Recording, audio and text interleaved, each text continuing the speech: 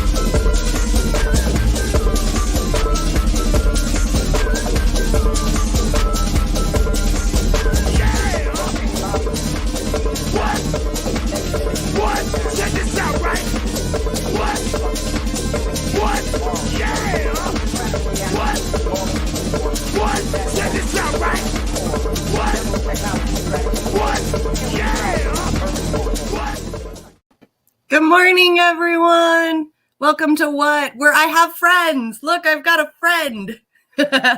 Hey, how are you? This is the amazing Willy Braggs. He's off the Willy Braggs show, you guys. Go and check him out on YouTube. He has really awesome live shows. He pretty much does what we do, but a lot more in-depth, a lot more detailed. He's an amazing, amazing person.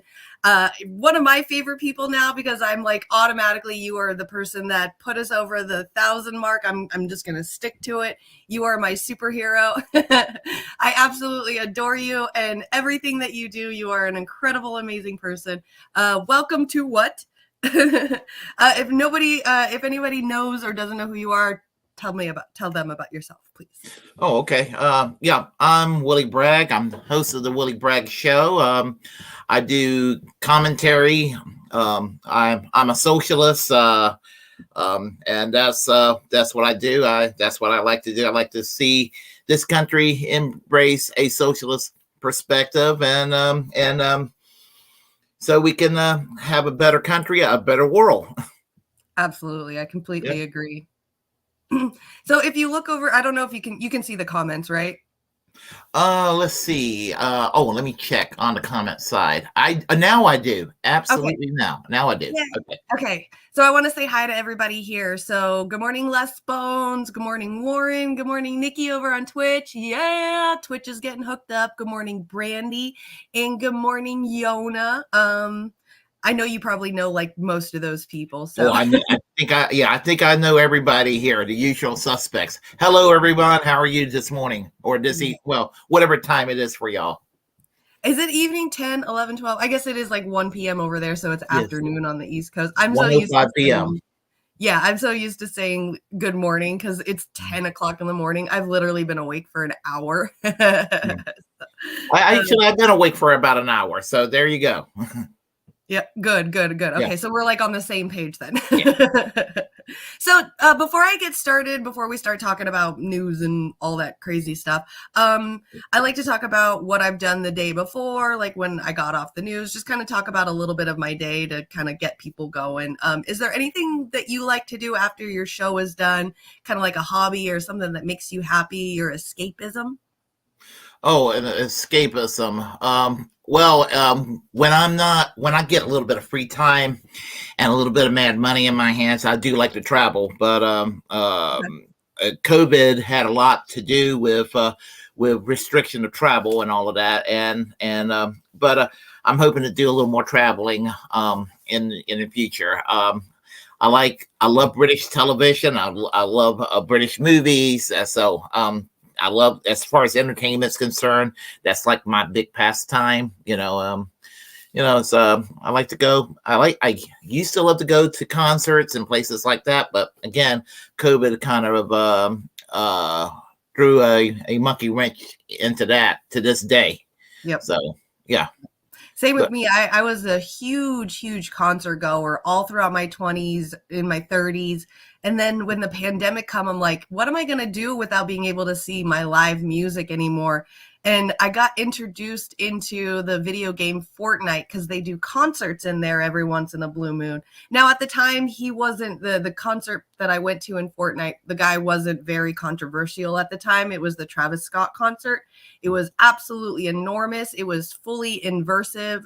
It was just amazing. I've never experienced anything like that in my life. Like a video game concert where you're in the video game and you're playing as a character and you're watching this huge concert go, but it's like in the video game map, and like Travis Scott is like 50 bazillion feet high and he's singing to you down in the city. It was like fully immersive, and I've never experienced anything like that in my life. And I was like, okay, if this is what I have to deal with concerts because we're in a pandemic and I got to sit home, I'm totally down with that. I'm so cool with that. But it seemed like the video game genre never actually kind of got a hold of that. I thought that was a really huge missed opportunity. Was like, let's say we were still in a pandemic and we were still in quarantine.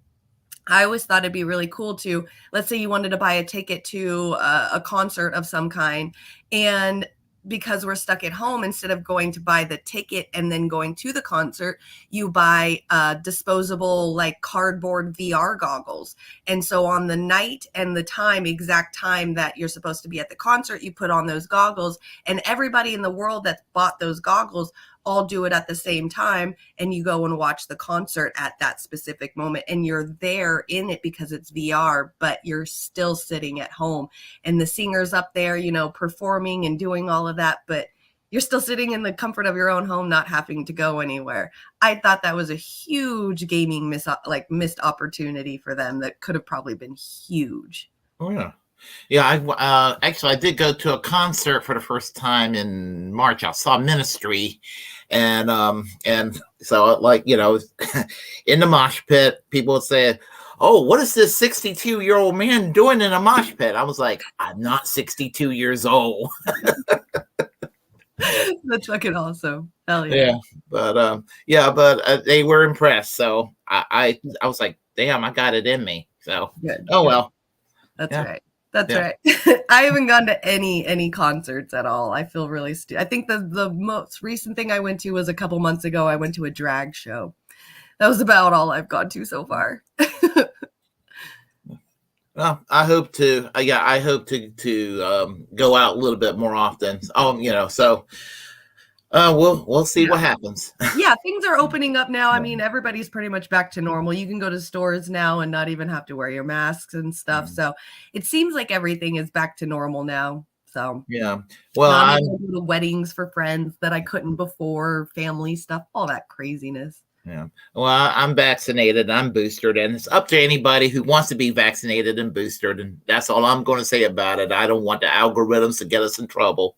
So, Yep, of course, of course. Yeah. Well, speaking of vaccines and all of that fun stuff, and obviously hold on, Miss Lady, oh, my dog wants to go, and the mandates and the lockdowns. You want to get started on the first topic? We can get going. Yeah, sure. We can do that. All right. Good morning, Les Bones. Yes, the pandemic absolutely changed everything. Les Bones says, did Willie mention that he's a legend? Gotta love it. Les Bones. I was one of my early people to follow me on my channel. Oh, cool. Same with me. Yeah, he's such a huge helper and supporter. To me, he's like Les Bones is like an internet genius. Like he can come up with some really good stuff. Like I'll scroll through Twitter and I'll see some of his posts that he puts up randomly throughout the day, and I'm like, damn, you're just so freaking like Twitter smart. Les Bones is really, really intelligent when it comes to Twitter. He's really good. All right. Let's see. Get shots till you clot. Here we go. Okay. Let's bring this up.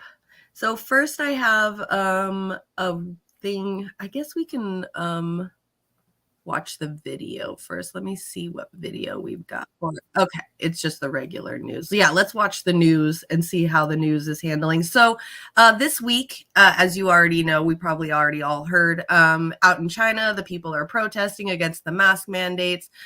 There was a fire in a building out there due to the fact that people couldn't leave the building. They were stuck inside. Multiple people have passed because of it.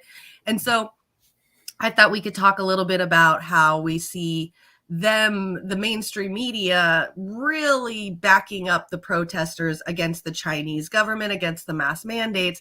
But during our actual own pandemic time, they were for mask mandates. They were for lockdowns. Anybody that was against the mask mandates, that was out there protesting, including regular people in our own hometowns. Like I had Orange County out here, they were protesting.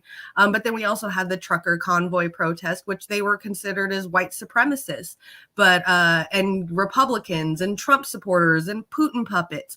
But if you look at what's going on right now with China and their protest, you can see the government the government and the media did a complete 180 and now are backing that. And my guess is probably it's what has to do with what the economy is, communism. So let's go ahead. I'm going to throw this up and we can get started. Oh, wait, hold on. Let me put these on so I don't have to mute myself as well. I am such a mess today.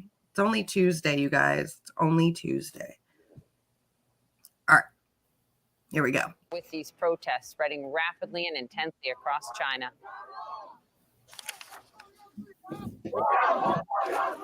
Thousands of demonstrators are angry with COVID lockdowns, many of them calling for democracy and political freedoms and an end to President Xi Jinping's regime. Police have responded to the unrest with brutality, chaotic scenes of protesters being dragged, shoved, and beaten. Take a look at BBC reporter Ed Lawrence being taken into custody in Shanghai.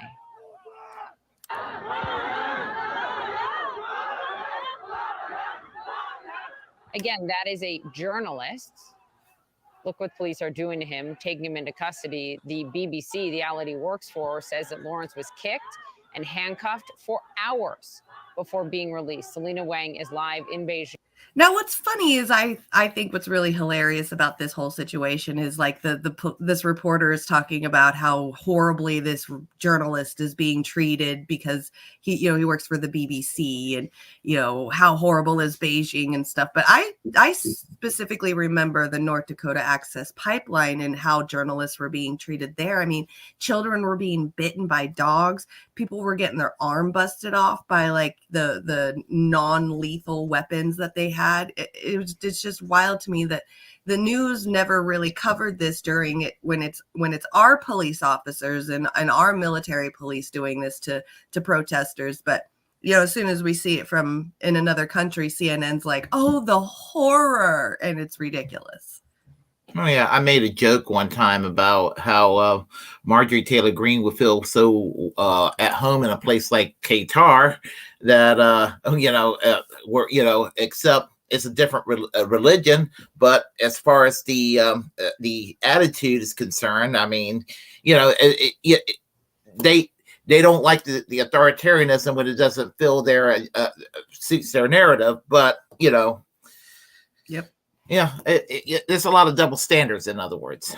Absolutely. Yeah. I love seeing it in real time. For CNN this morning. Selena, thank you for your reporting on this throughout. This is deeply personal to so many in China.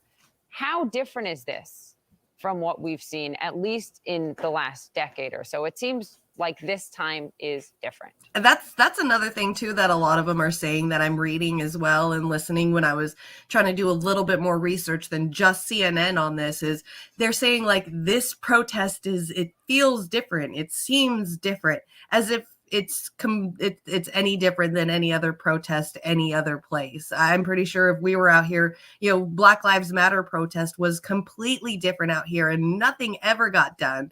If anything, it all got ignored and just kept going on with their daily lives and actually funded the police even more. So it's so funny to sit here and nitpick with these CNN people, because there is no difference with that protest as what the protest, like if anything, the Chinese protest could end up being like the January 6th insurrection, just people just being super angry, going out there and just wanting to attack their main capital, wherever that is in China. I could see that, but they're going to say, oh, go Chinese people, we've got your back, your protesters. But out here, it's the January 6th insurrectionists, and they all need to go to jail. Yeah, absolutely. I mean,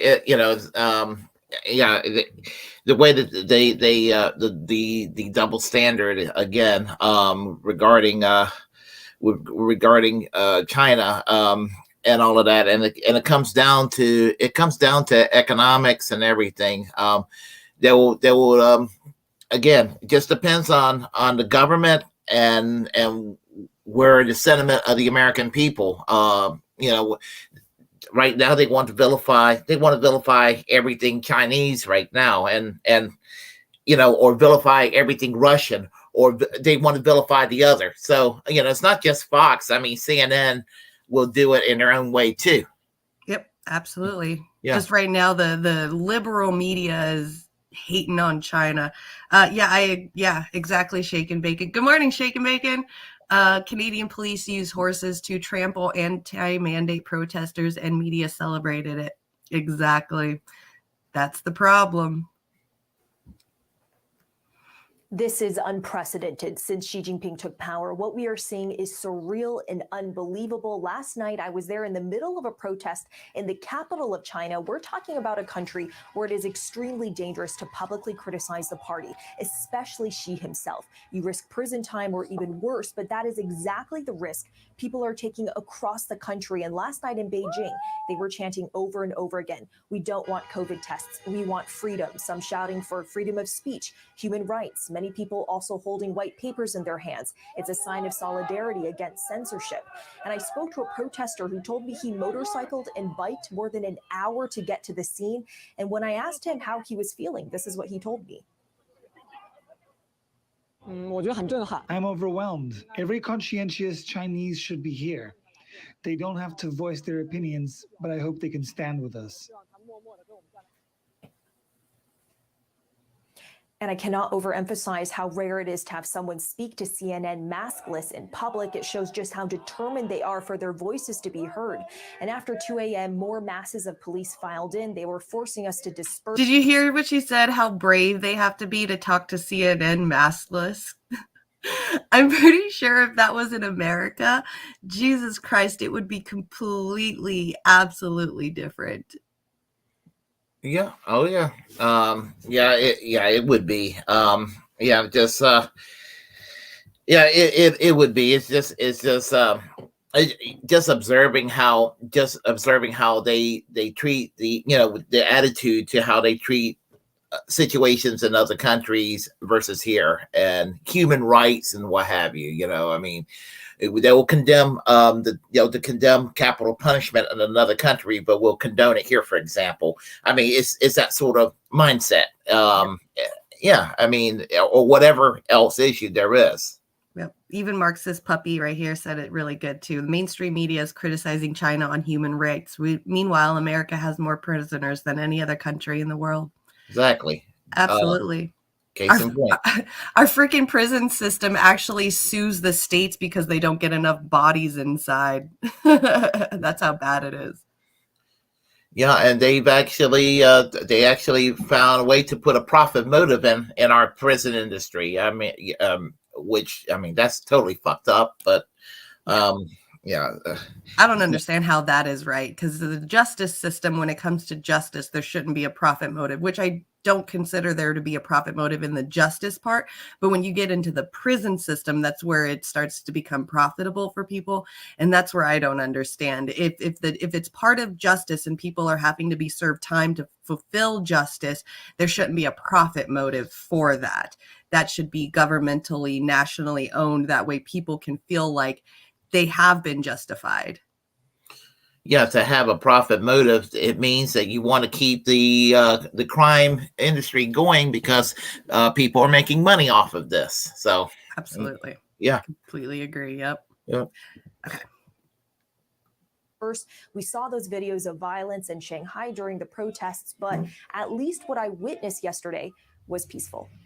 Listen, it is very dangerous. They're obviously putting their safety and their lives on the line there. So did North Dakota Access Pipeline. So did Black Lives Matter. So did multiple other protests in America that you never gave a shit about. Sorry. Poppy asked the question, what happened this time? But do you think that this will be effective this time? While these people are extremely determined, but this is also extremely dangerous, and the security presence is huge. I'm about to drive out right after this to go back to the place where we were, and I'm expecting to see rows of police cars there. But what pushed people past their breaking point this point, Dawn, was so heartbreaking. It was a fire that broke out in the far west region of Xinjiang that killed at least 10 people, and videos of the scene indicated that COVID restrictions prevented victims from getting help, with the compound entrance blocked by these fences and metal barriers normally used in COVID lockdowns. You can literally see flames coming from the building, no water able to reach them. It triggered people's worst nightmares, Dawn. The idea that any one of us could be trapped in a building while a fire is raging, unable to get help, Dawn. Selena Wang, thank you very much for that. For more on this, I want to bring... Anything to say about the fire? Well, I mean,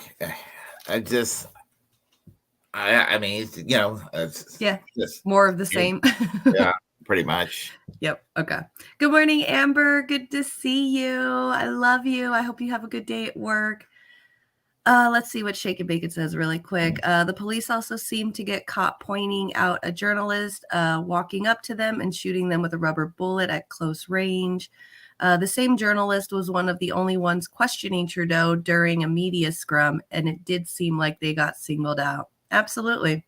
But, the journalists here out in China, though, they're heroes. Uh-oh, Nikki.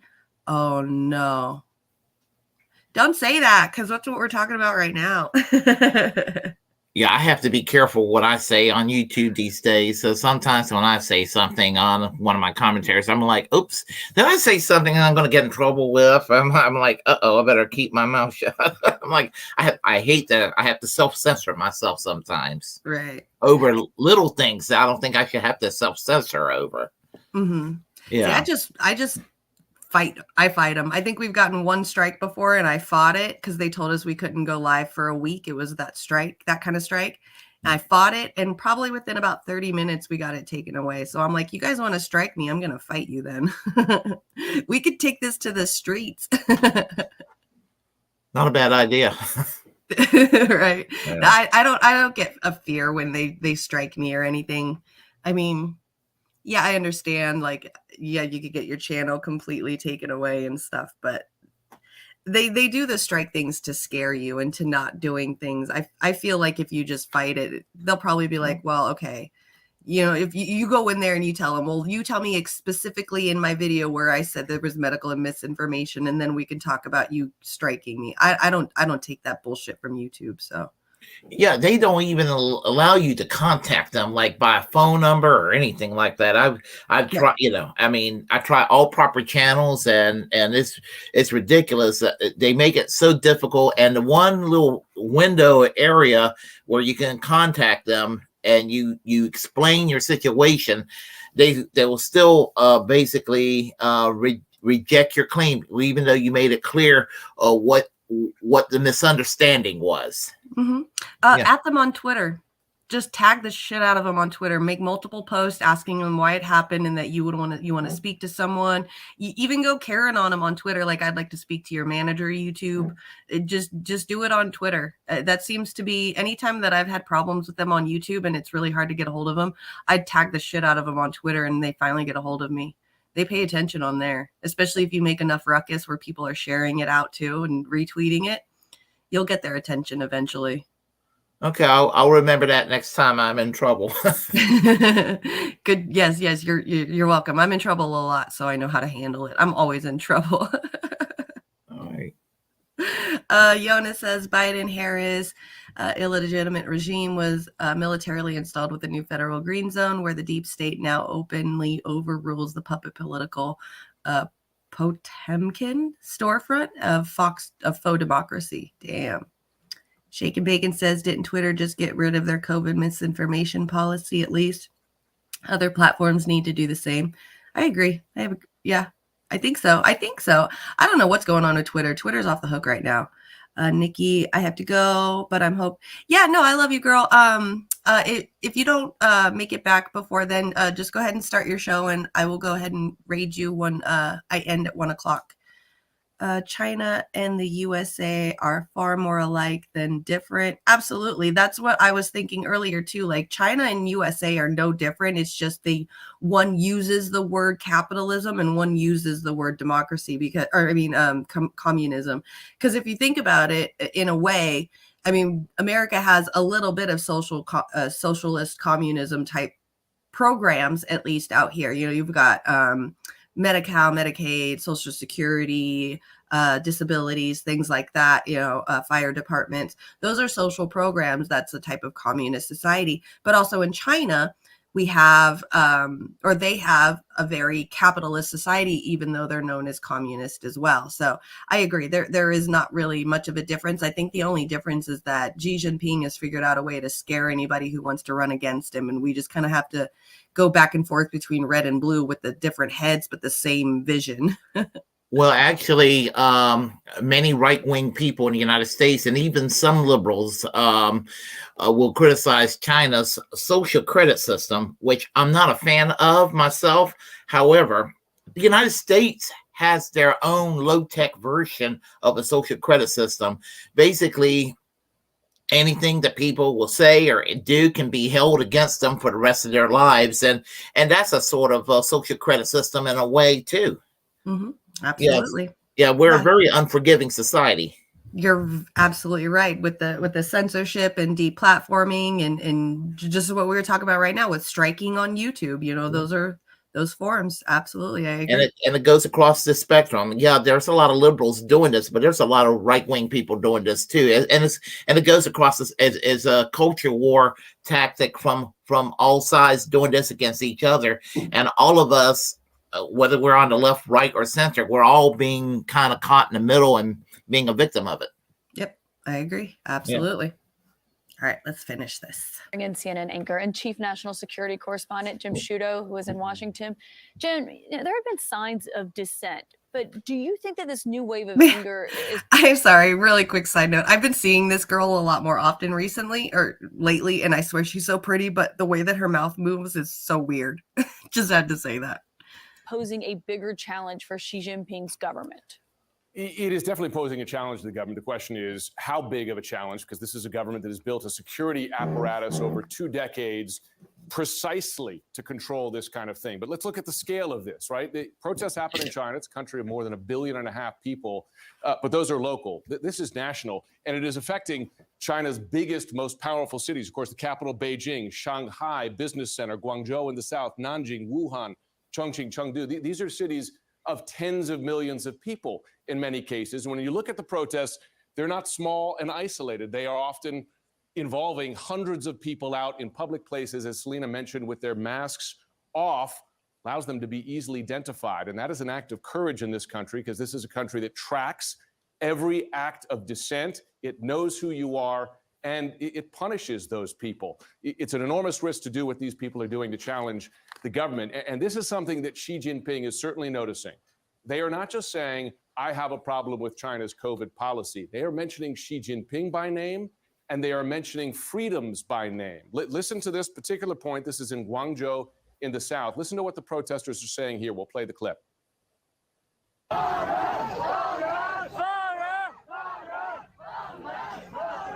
They're saying no to lockdowns, yes to freedoms. They mention freedom of the press. They mention freedom of speech. They mention freedom of action. These are things explicitly forbidden in China, Caitlin. Yeah. And that is a much broader criticism than just saying we're sick of the COVID restrictions. Yeah, and this comes as, Xi has just gotten his 3rd term in power. I wonder how the government, what are you watching to see and how the government is responding to these separate factions and protests all coming together under this pushing back against the COVID restrictions? It's a good question, and they are responding by tweaking. We already heard today, and Selena Wang mentioned this. This is the Wait, they're responding by tweaking? I'm so lost. What does that mean? Are they all drugs? Yeah. Yeah. He said we're gonna cover it by tweaking, and I'm like, y'all are on dope. What? Sorry. I'll continue. Sorry. Side notes. I do a lot of side notes. I'm really sorry. If you want to throw in a joke every once in a while, please do. Oh no problem. No problem. Third apartment building. There's the fire hose. The reason the firemen could not get to the building is because of the COVID restrictions. There were barriers around the building, so they're so far away the water can't even reach the flames. Right? This led to the frustration here. They have since tweaked some of those policies, no longer, for instance, locking the doors to apartment complexes. So in the event of a fire, say, firemen can get in there. But those are tweaks. They had just relaxed COVID policies earlier this month. But then when the COVID cases went up again, they had to reimpose many of those restrictions there. And to this point, Caitlin, China's COVID policy is a failure. Their vaccines largely don't work. People are still getting infected. And there was one moment I've been told, Caitlin, that has been particularly powerful for the Chinese people. They've been watching the World Cup, okay? Like the world is watching the World Cup. They see maskless crowds in Qatar cheering for their teams. China's still behind masks. And it's not just the developed world, but developing world that seems to have put COVID behind it. China has not, and that's causing enormous frustration there. The trouble is, China has an enormous security apparatus. Yeah. They will crack down, and they'll crack down hard. Yeah, we'll be watching. Jim Sciutto, thank you. These protests are That's wild. Hold on, I'm going to rewatch that again really quick. Don't work. People are still getting infected. And there was one moment I've been told, Caitlin, that has been... Didn't recently, though, Pfizer met up with some kind of group of people, and they sent in somebody, like a spokesperson for Pfizer, and they asked her if what was the results of the COVID vaccine testing, saying that, asking if it prevented contagiousness, and the lady even said, like, we never even tested for that, so they never even really knew. That I'm not sure about. That I'm not sure about. I swear. Yeah. I'm sorry. I don't know. I don't have an answer for that. Yeah, no, it's okay. I'm trying to look it up. There was what was it? It was like Pfizer spokesperson council meeting, I believe. It was like some kind of council thing. Here it is. Okay. So just from them right here saying this part, they're so far away, the water can't even reach the flames. No longer, for instance, locking the doors to apartment complexes. So in the event of a fire, say, firemen can get in there. But those are... Wait, community strike on CNN now? I was just thinking that a few seconds ago myself. What? Oh, when he was saying community strike on CNN now. In reference to what he was saying about about COVID. You think they're actually going to get a community strike? No, I was just saying. I think he was joking. Okay. Yeah. Kind of like policing the police. We need to give them a community strike. Yeah. Okay. So like this part right here. These are tweaks. They had just relaxed COVID policies earlier this month to reimpose many of those restrictions there. And to this point, Caitlin, China's COVID policy is a failure. Their vaccines largely don't work. People are still getting infected. There. And there was one moment I've been told, Caitlin, that has been particularly powerful for the Chinese people. They've been watching the World Cup, okay? Like the world is watching the World Cup. They see... Got it, Les Bones. Thank you. maskless crowds in Qatar cheering for their teams. China's still behind masks. And it's not just the developed world, but developing world that seems to have put COVID behind it. China has not, and that's causing enormous frustration there. The trouble is, China has an enormous security apparatus. Yeah. They will crack down, and they'll crack down hard. Right. Okay. So with that, like, people are being locked up, they're being forced. And then like as soon as they all get a little bit of freedom, they have to lock back down again because there's cases again. But like Qatar, people are out in Qatar. America's back to normal. Like every other country in the world is back to normal except for China. And they're trying to like say that, their vaccines aren't working, people just aren't wearing masks and stuff. But then like we might get in trouble for this one. We'll see. If not, you guys just remember right here under here, it says Image Productions on Twitch. Just run over to Twitch if we get busted on YouTube. There was this right here. This was a Pfizer was talking to some kind of committee, and they asked them this. They asked the Pfizer spokesperson this question. Was the Pfizer COVID vaccine tested on stopping the transmission of the virus before it entered the market? If not, please say it clearly. If yes, are you willing to share the data with this committee? And I really want a straight answer, yes or no, and I'm looking forward to it. Thank you very much. Regarding the question around, did we know about stopping immunization before it entered the market? No, we had to really move at the speed of science to really understand what is taking place in the market. And from that point of view, we had to do everything at risk. So there's the proof right there. Like, even if you got the vaccines, the little jabby jabs, it didn't matter anyway from the spread of it. So this is why I don't really appreciate how they're saying like China has failed and stuff. Is just because they're they're saying like the jabs didn't work. People aren't wearing the masks anymore. I can hear myself. That's so weird. They're not wearing the masks anymore. But then like they're the ones that failed, even though we're finding out that the jabs don't even stop the contagiousness of it and the spread of it anywhere anyway. So just I mean, it's not a COVID or anything, but my parents had the flu shot recently, and they had the flu anyway. They ended up having the flu anyway after having the flu shot. Yeah, and that's why they're not here visiting. They're back home trying to. Well, they're recovered, but they got a lot of things to do from the hurricane and all that. But that was part of the reason why they were sick recently too. Right. Yeah.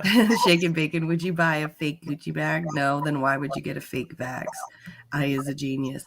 I wouldn't get a fake Vax, but I definitely would buy a fake Gucci bag for sure. Okay, let's continue. Yeah, we'll be watching. Jim Sciutto, thank you. These protests are a glimpse of the Chinese people standing up to the communist government and daring to openly call for the removal of Chinese leader Xi Jinping. Here's why some experts say that is unusual. China has often allowed protests. People have the mistaken impression that they allow no protests. There are lots of protests. They're always on very specific local issues, food shortage or local corruption, something like that. What is extraordinary about this one is that they are allowing protests in which people are talking more generally about Communist Party rule. As you say, no to COVID lockdowns, yes to freedom. There have even been some of those Shanghai protesters who have said, Xi Jinping resign, things like that. That is completely unusual. It is unprecedented. And for it to be happening in Shanghai at Tsinghua University, the university that Xi Jinping went to when he got his chemical engineering degree in the 70s.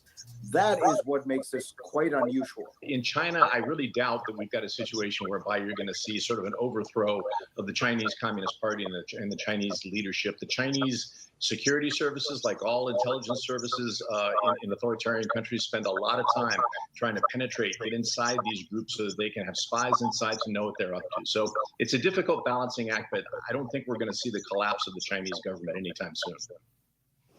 Public protests and news of rising COVID cases have rattled the financial markets. In Monday's early trading, both the Shanghai Composite and the Hang Seng... Okay, I don't really care about the,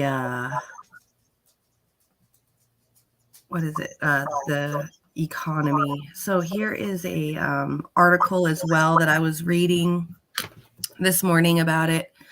From the New York Times, so we can kind of make fun of it a little bit. So with intimidation and surveillance, China tries to snuff out protests.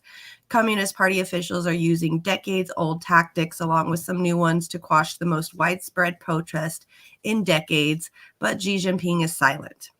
Sounds very familiar to our own protests. After China's boldest and most widespread protest in decades, the security apparatus built by Communist Party leader Xi Jinping, who prizes his reputation for ironclad authority, is scrambling to reassert control. Public security personnel and vehicles have blanketed potential protest sites. Police officers are searching some residents' phones for prohibited apps. Officials are going to the homes of would-be protesters to warn them against illegal activities and are taking some away for questioning. Censors are scrubbing protest symbols and slogans from social media.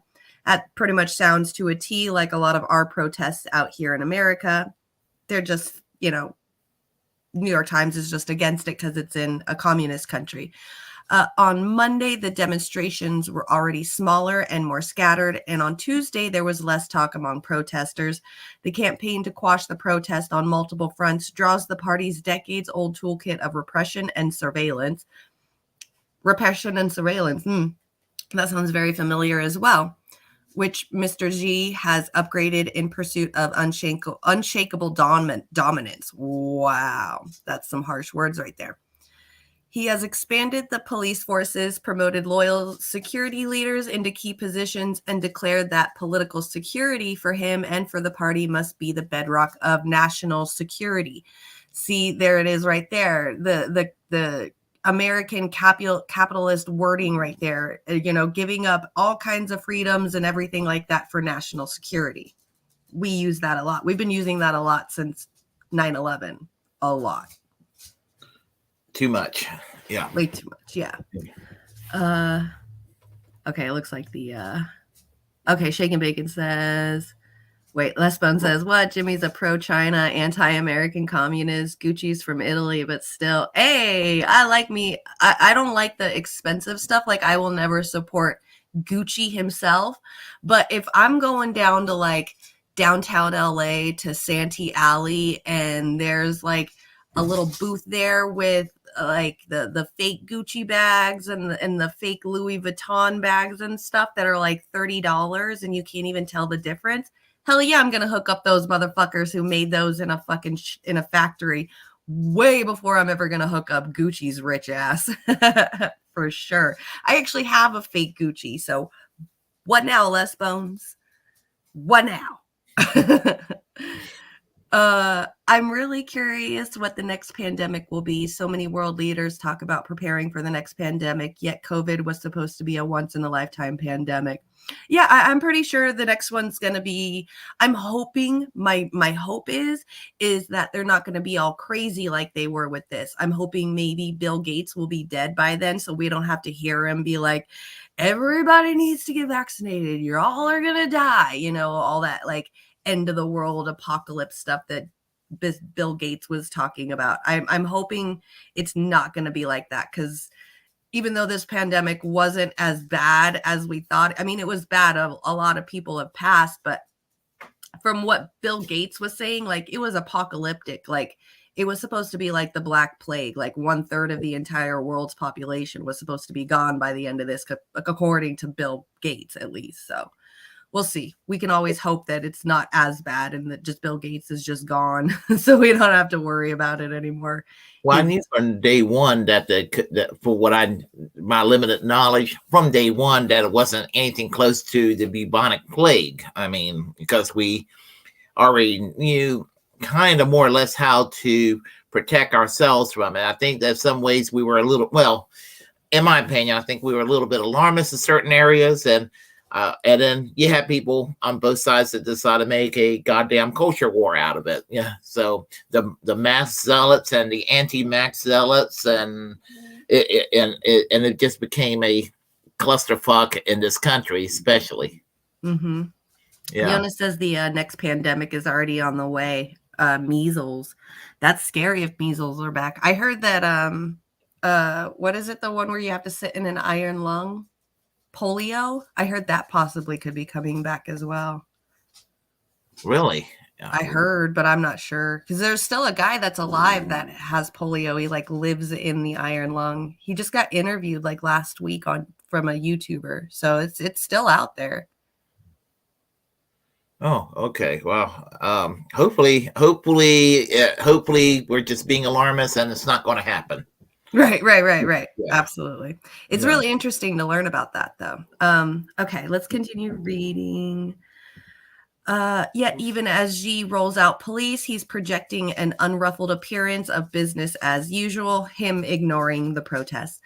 He stayed silent about the rare open challenge to his rule that erupted in the protest, including calls for him to step down, which they usually do.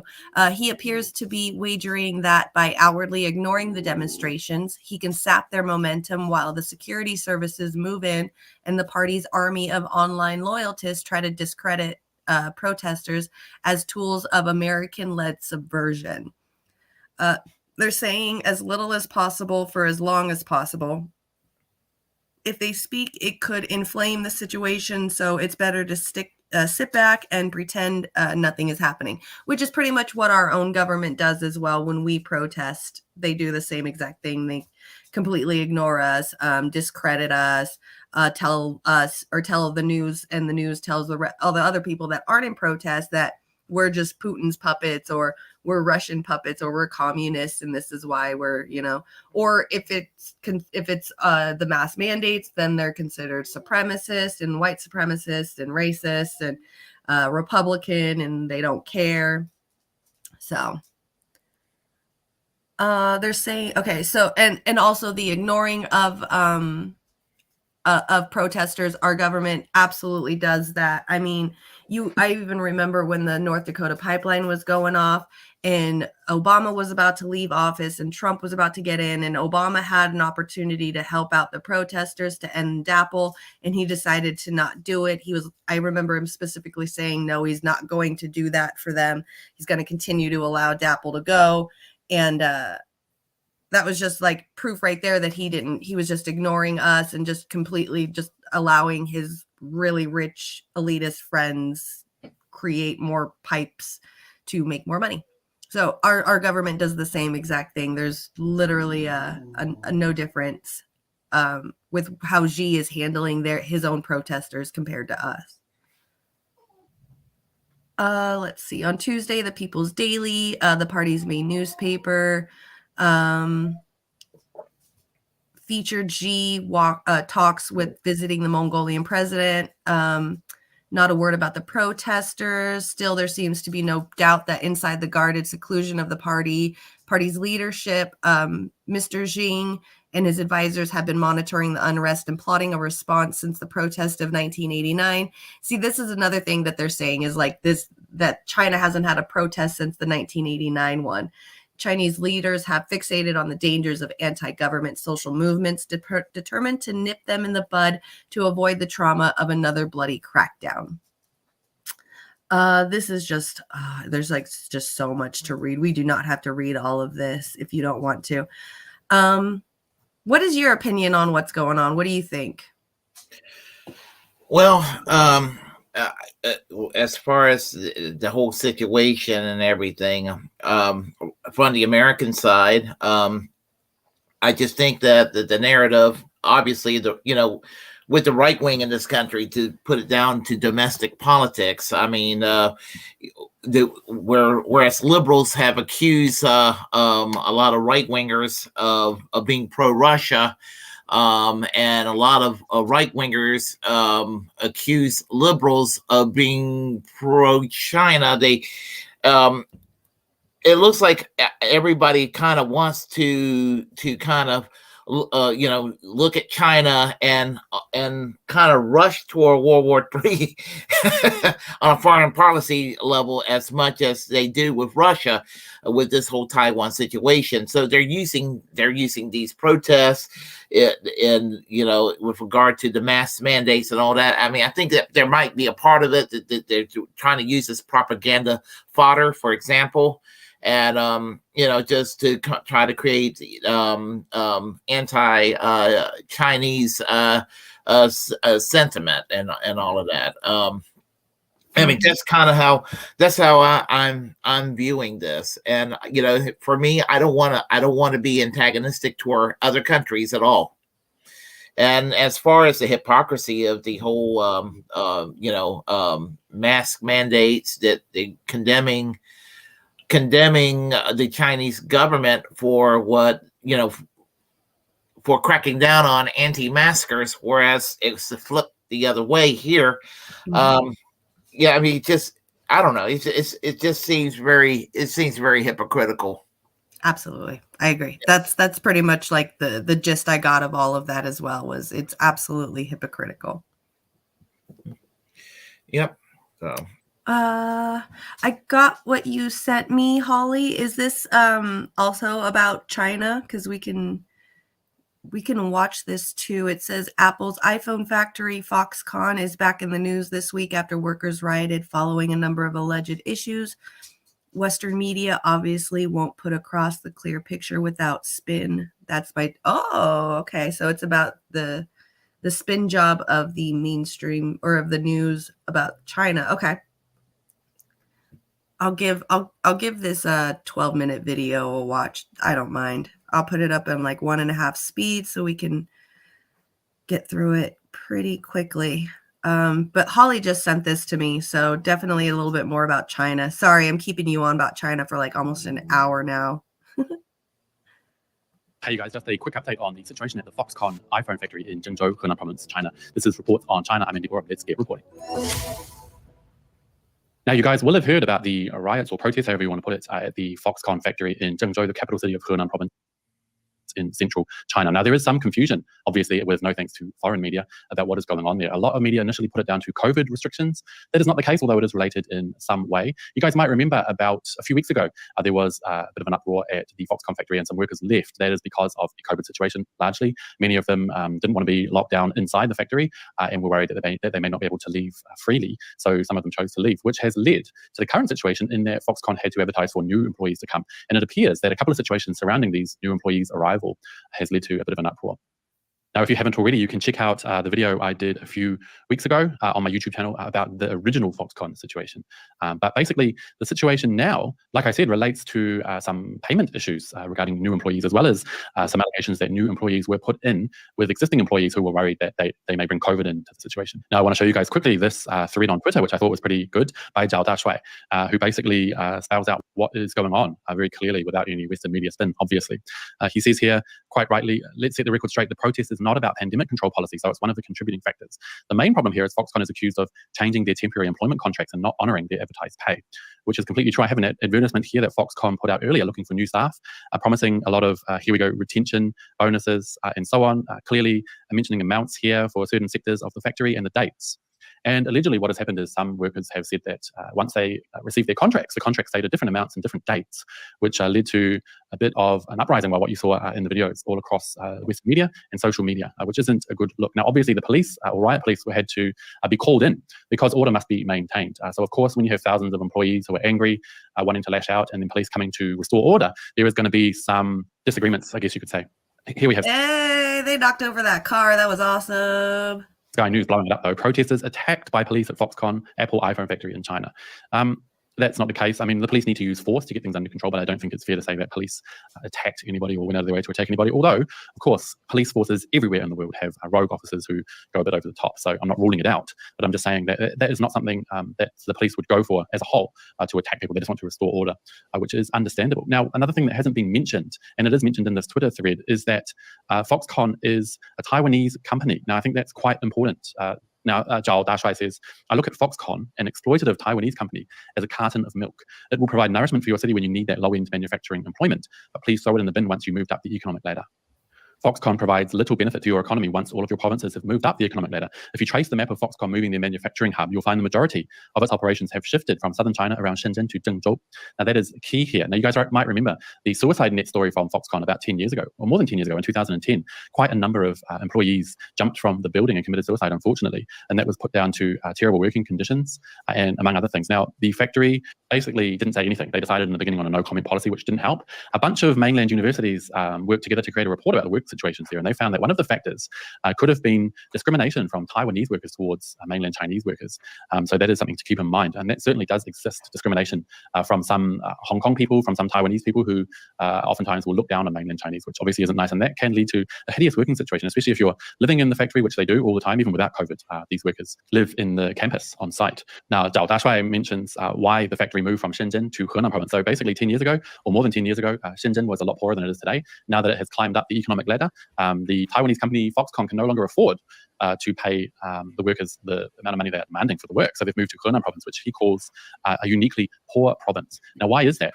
He puts it down to the fact that Henan and Zhengzhou in particular are inland cities that are landlocked with no access to water-based transportation. Now, of course, water-based transportation, as he mentions here, is the cheapest. Now, that is why a lot of the manufacturing bases in China will be found along the east coast here, because they can send out their goods overseas or wherever very cheaply by sea. But also, a lot of the inland cities you can see here do have access by river all year round. So you can go downstream to Shanghai, for example. But Henan province does not have access to that kind of system for large ships, as pointed out in this Twitter thread. Zhao Dashui mentions that he thinks that Henan, Zhengzhou, will be the last spot where Foxconn will have a factory in mainland China, and then they'll move to other areas, maybe Vietnam, also maybe India, to take advantage of even cheaper labor. Now, somebody questioned me on Twitter yesterday when I mentioned that Foxconn is a Taiwanese company. They said, isn't there one China? Why is it okay for you to separate them now when it suits your narrative? Now, as we all know, Taiwan is currently administered on a day-by-day basis by another government, and that is likely to be the situation even after reunification. China will be looking for the one country, two systems policy, as you see in Hong Kong, as you see in Macau, for Taiwan as well. So it is very relevant to mention that Foxconn is a Taiwanese company. Since it's being run by a different government, Taiwan,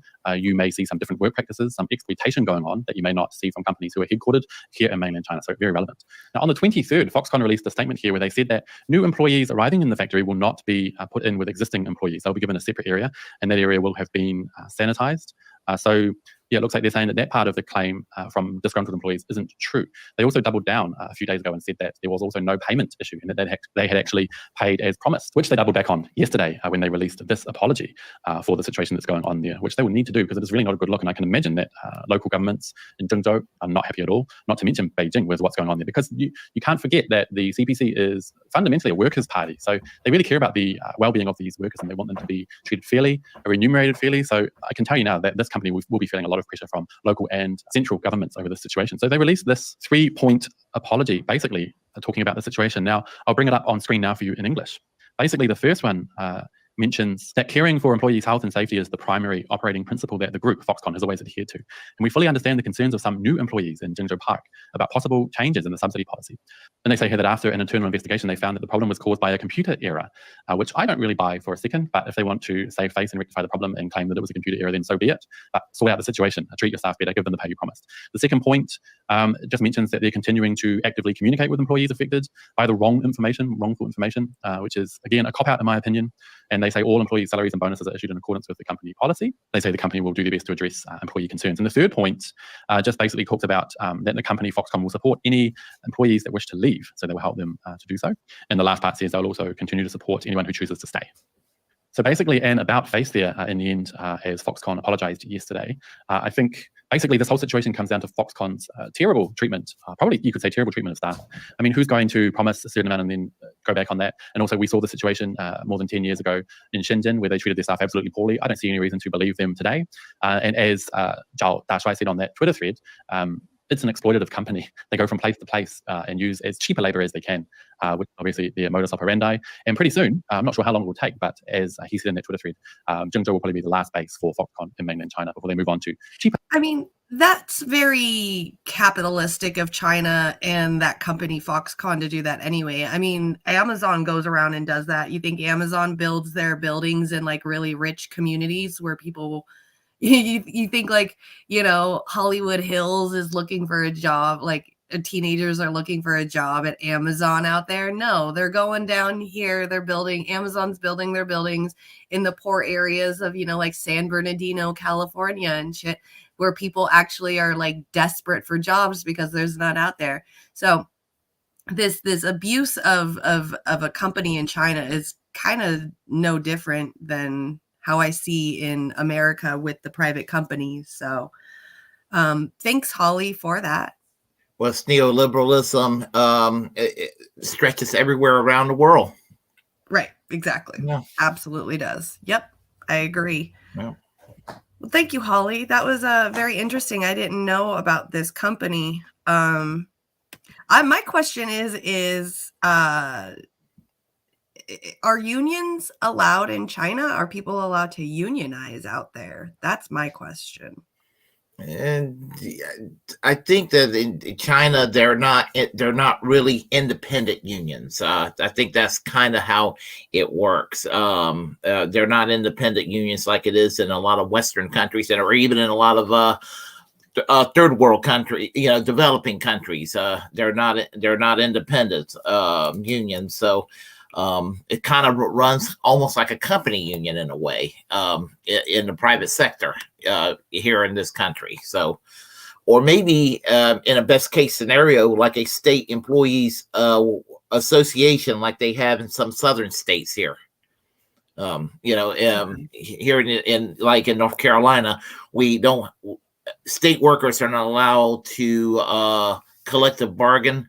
But they have a state employees workers association, which is sort of like a quasi union.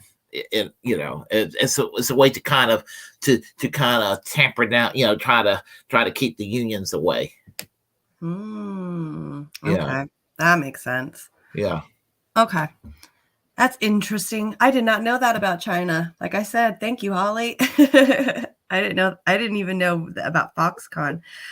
So we could be totally done with the whole China stuff now.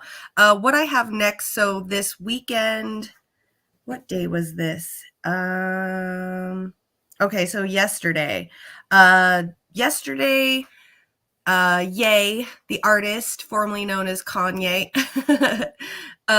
went on to Tim Pool's podcast. He brought in some people with him, and he ended up walking out during an argument. It didn't even seem like it was really an argument. It just seemed kind of like a disagreement. Kanye got a little bit emotional about it, and he walked out. So I thought we could pretty much kind of nitpick at the conversation and then kind of see where it goes, and watch that. What is going on in my comment section? Okay, you guys are just talking about stuff. Also, I noticed too, which was really interesting, is I did not know this, but Luke, what's his name? Luke Rudkowski. I call him Luke Wazowski because his name is too hard to remember, so I just think of like Mike Wazowski from Monsters Inc. But Luke from We Are Change is apparently working with Tim Pool. I had no idea that this was that he was working with him now. So it was really interesting to start watching this and see Luke on here. What is going on in the comments section? Willie is an OG American socialist. He knows so much about this stuff. Thank you. That's right. That's awesome. Les Bones is great. Never disappoints. San Bernardino. Kanye is an emotional wreck. I know. When we watch this, you guys are going to be super shocked to find out that you actually are going to take the side of Tim Pool on this. So it's definitely really fun to watch. Oh, Luke has been off and on with him for a while or for years. Okay. See, I stopped watching Luke. Right around a few years ago, he started really getting into the cryptocurrency. He was starting to become like one of those crypto boys. And I was like, oh yeah, no, I can't watch this shit no more. And then I started watching, like noticing that when Democrats in office, he like goes off on the Democrat. But when Trump was in office, he was like talking about other things other than Trump. So I was like, okay, you're Republican led. Like I can listen to you, but there's certain things that I can't stand about Luke Wazowski. So,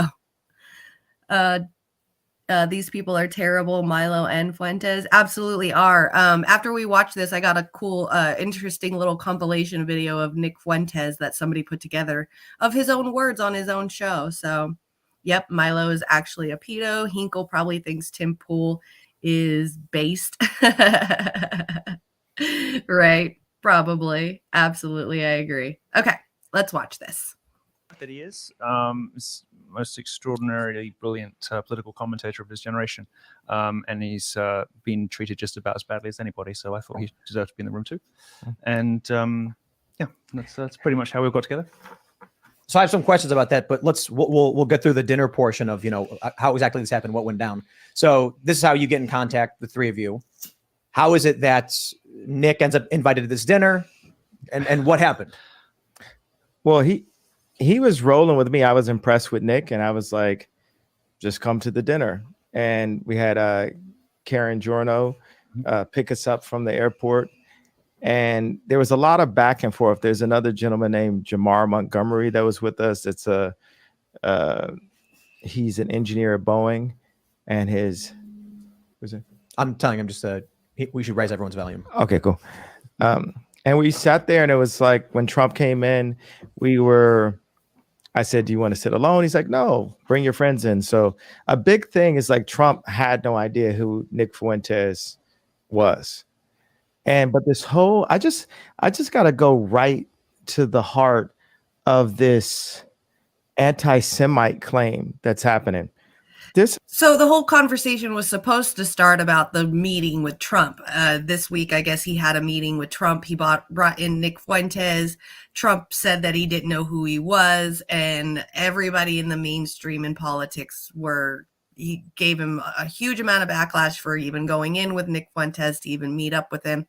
He said that he was meeting with Kanye. This was supposed to be where the conversation was going, but it's Kanye. So right into the anti-Semite conversations that he's been talking about nonstop for months now. Yeah, Kanye West. He walks right into it almost weekly these days. You never know what he's going to say next. Right. And what's crazy about him is that I remember like 10, 10, 12, 15 years ago, even when I've never been really like a Kanye West fan. I've liked some of his music that he's done with other artists. I don't see him as like a musical genius or anything, but I do remember years ago he would say things, and even though I wasn't into his music, as a conspiracy person, where I used to be really into conspiracy theories, he really hit those points a long time ago. He would be on concert tours talking about how there's like, these people trying to come after him, and he knows too much stuff. The typical mindset of somebody who's delved deep into conspiracy theories and starts to believe that they're real and that they might know too much and the government could be out to get them for knowing this kind of stuff. Like, they have that kind of paranoid mindset that comes with that.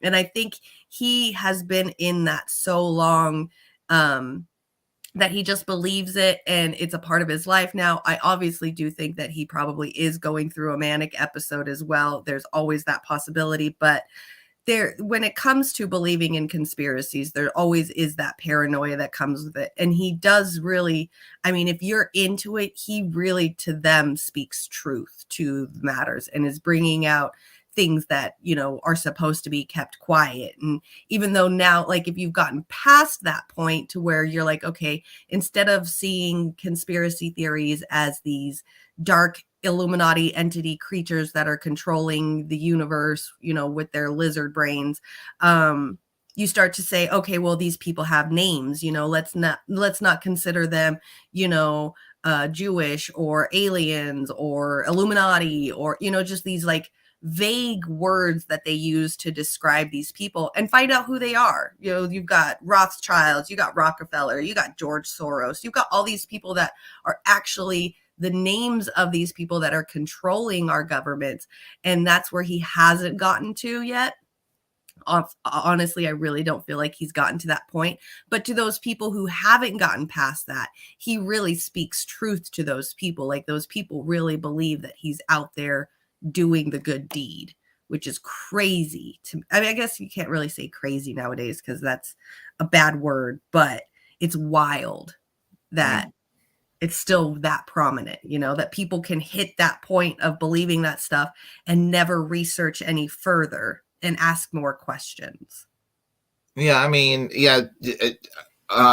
just the conclusions he makes and everything. I think he's just a basket case, and it's affected his worldview. And it's kind of sad.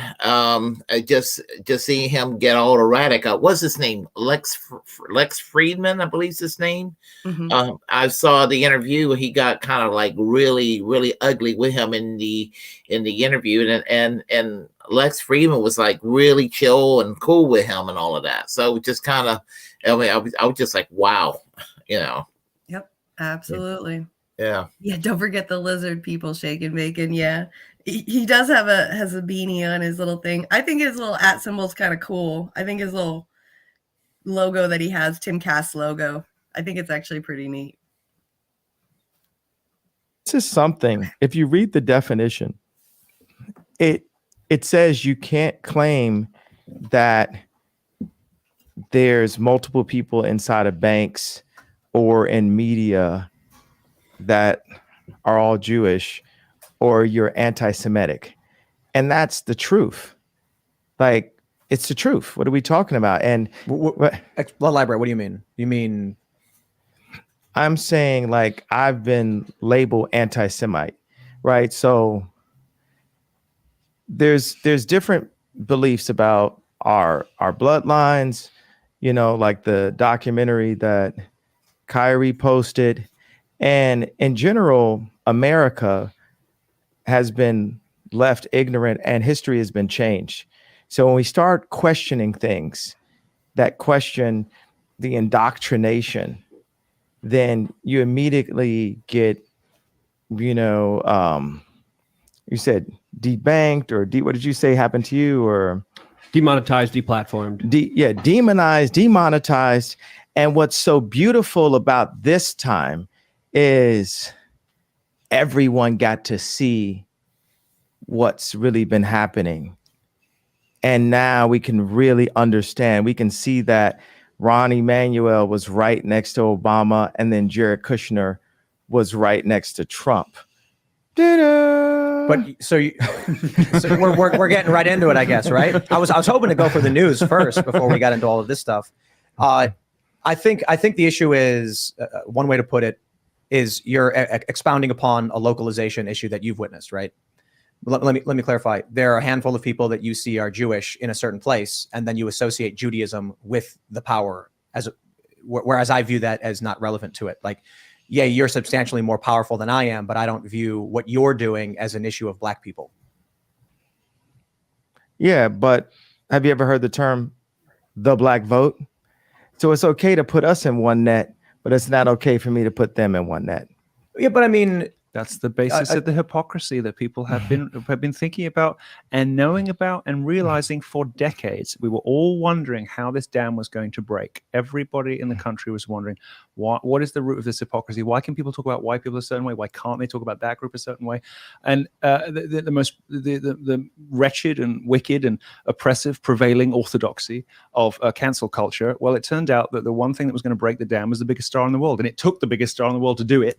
And now the dam is broken. So let me tell you my issue. See, that's the problem that I have with Kanye when it comes to the, and I do honestly think that a lot of his claims about, Jewish people owning Hollywood and stuff is slightly anti-Semitic because of what I was, mentioning earlier with the fact that, you get up to a certain point of believing something in a conspiracy theory that's very, very vague, and you never look any more further than that. You never ask more questions. So, to him and to a lot of people, yeah, there are a lot of Jewish people that are in Hollywood, but that does not mean that Jews own Hollywood or are running Hollywood. That's not how it is. Find, the names of the people who are really, working the award shows and are making sure that their people get the awards, the people that are getting all the best movies and are making the best movies and are getting the biggest profit off of those. Find out who those names are and not just generalize them with a specific religion, and there is a separate, and I've even heard it myself through Hasidic Jews, that there is a difference between the religion of Jewishness and the Zionism of the country of Israel as a government entity. So there is that difference. But he seems to vague it out to everything. No, what's sad is the normalization of all kinds of bigotries in the last few years that seem to have been going away for the longest time. I mean, racism on the basis of skin color is obviously back in full swing. It's not really. There was a lot of dog whistles for years. The Southern strategy of the Republican Party was polite racism. Now it's overt. And now anti-Semitism's made an ugly comeback with like Jews and running Hollywood or Jews running banks or what have you. I mean, there's a whole lot of Episcopalians running banks too, but nobody ever demonizes them, Right. I mean, it's just, and Ron DeSantis found a way to, prior to what not that I'm a fan of Trump, but when Trump came along, it seems like conservatives were kind of moving away from homophobia, but Ron DeSantis and people like Marjorie Taylor Greene have normalized homophobia in a way that the Christian right were doing this for decades. And that's now the main focus of the Republican Party. And on immigration, they're the right wing are to the right of Ronald Reagan and George Bush Sr. on immigration. I mean, we're seeing a normalization of bigotry that seems to have been buried decades ago. It's sad. Mm-hmm. Yeah. Absolutely. Shaken Bacon even makes a good point. There's a lot of powerful Christians out there. Looking at any large group as a monolith is ridiculous. Absolutely. It's like stereotyping and generalizing everything. Like all librarians are smart. All strippers are stupid and money hungry. You know, it's just those generalizations that you can't do that. But with what you were saying as well too, is like, I personally, at least in my own experience, of being around, you know, because I'm a white person, so I've been around a lot of white person. It seems as though, even though it seemed like the homophobia and racism and stuff was going downhill until Trump came back, I think what it was that it was hidden pretty well. A lot of white people thought in their own head, well, I'm not racist anymore, but then would say things that were color-based, you know, just stuff that they would say that would just come naturally in normal conversation that would sound racist. And I think what's happening now is that people like us, who were always, you know, very left leaning, very liberal compared to the people that at least I was around, are really starting to at least acknowledge it more now and not be okay with it, instead of just being like, oh, well, that's my cousin, he's just going to be who he is, and I'm just going to, you know, let him, you know, say the N-word or whatever. Now it's after Trump, it's become a little bit more open and out to where we don't have to sit there and tolerate it anymore. And I think that's where it's become, it might look like it's over and it's coming back, but I think what it is that it's just becoming more open. It people are starting to say, well, wait, you've said that for a long time and I've been okay with it, but now that I'm learning more and seeing things through a different perspective, it does sound a little racist. And that's what I'm starting to see more of. Yeah, well, I think that, like, even before Trump, when you see the Tea Party rallies and you saw Obama hanging from a noose at a Tea Party rally, or a banner with Obama dressed up as a witch doctor with a bone across their nose, and people with the Confederate flags, and then they'll be like, "Oh no, I ain't racist. I'm just opposed to Obamacare." I'm like, what the fuck? Why are you having Obama hanging from a noose if you're not, you know? It's just like, you know, realize how insensitive that is. I mean, there's good reasons to criticize Obama. You know, I criticize Obama from the left when he was president, but you can be a conservative and criticize Obama on policy basis and not be racist. But they didn't do that. They attacked them. They associate Obama phone, when actually the phone for low income people started under Reagan, but they wanted to associate that with, you know, the blackness of, you know, with Obama and poverty. I mean, that it was so racially, you know, just so racially charged and all of that. I mean, it was, and then they'll get mad and be like, "How dare you call me a racist?" I mean, it's so crazy. Yeah, because for so long we just had to sit there and look at him like, you know, like having a son, you know, the boys will be boys type attitude, like, you know, white people will be white people type thing for so long, that they think that they could just get away with it openly because they're you know, people came into power and they feel empowered about it. Let's see what just realized Colin Powell. Oh, wait, I just realized I'm the only non-white person in the chat. Poor Les Bones. Yona's not white. You're fine. Les Bones said, "I'm scared." Yes, be scared of the white people, Les Bones. People criticize Colin Powell all the time, and they had no problem doing that because he was a conservative. Exactly. Exactly, Yona. Team sports, divided and conquered. I completely agree. That's why I don't watch sports ball at all. None, the World Cup, none of that, because it just seems like it's a very team-oriented hive mentality type of thing, where if you're going to think like that with the sports, how are you thinking like that with your country and the people in it? You know, that's where I see that. All right, let's continue. I don't like identitarianism. You guys are familiar with what that is? Well, they started it, and they've been visiting on us. We're trying to break it. When I was asking you about running for president, you immediately said, "Well, you know, you'd be good for the black vote." And I said, "Is that because I'm black?" No, not just because of that. So is that? Are you doing the same thing? I didn't say that was the only reason. I said it was because you're. No way, Les Bones. Yona is indigenous. He don't have no colonizer in him. Lucky. Personable to the common person, and you probably would do well with the black vote. Absolutely. Just because I'm black, because a lot of black people don't like me. Of course, I think race plays a role in a lot of things. Absolutely, and I think that's for. I think the construct of race has really been forced upon us as just something for us to be woke about and just constantly talk about and use it as these like walls. Couldn't you say the same thing about Judaism? Well, let's look at the facts of what I'm saying, though. If you say in this neighborhood where they gerrymander, there's this amount of time. So, hey, I wasn't doing that. I was just gerrymandering the lawyers and the Hollywood executives and the people at the bank that debanked me and then froze my accounts.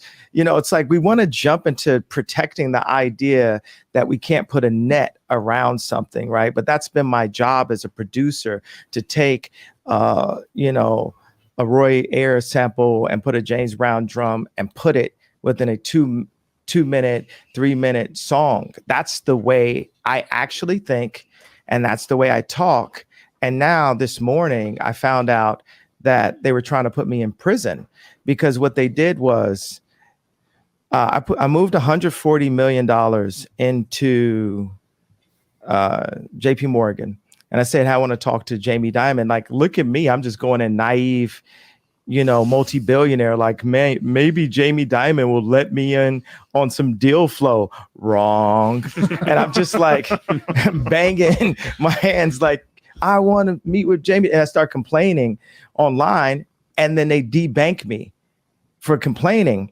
And so I'm about to get debanked. They're like, you need to go to Trump's the bank, AXO, whatever, you got to go. And I'm like, I've been trying to buy my own bank for the longest. And then we figured out how to get my own bank. It's like 50 million, 75 million. So I'm about to buy my own bank. But then as they're about to take the money out, here comes Adidas with a $275 million bill for marketing funds that they agreed upon. Because I said to them, hey, I'm the marketing, give me the marketing fund, which proves by the response they got when they stole the designs and said, we're going to not call them Yeezys anymore. So this is what I was already fighting Adidas for. So I'm fighting Gap, get out of Gap, fighting Adidas.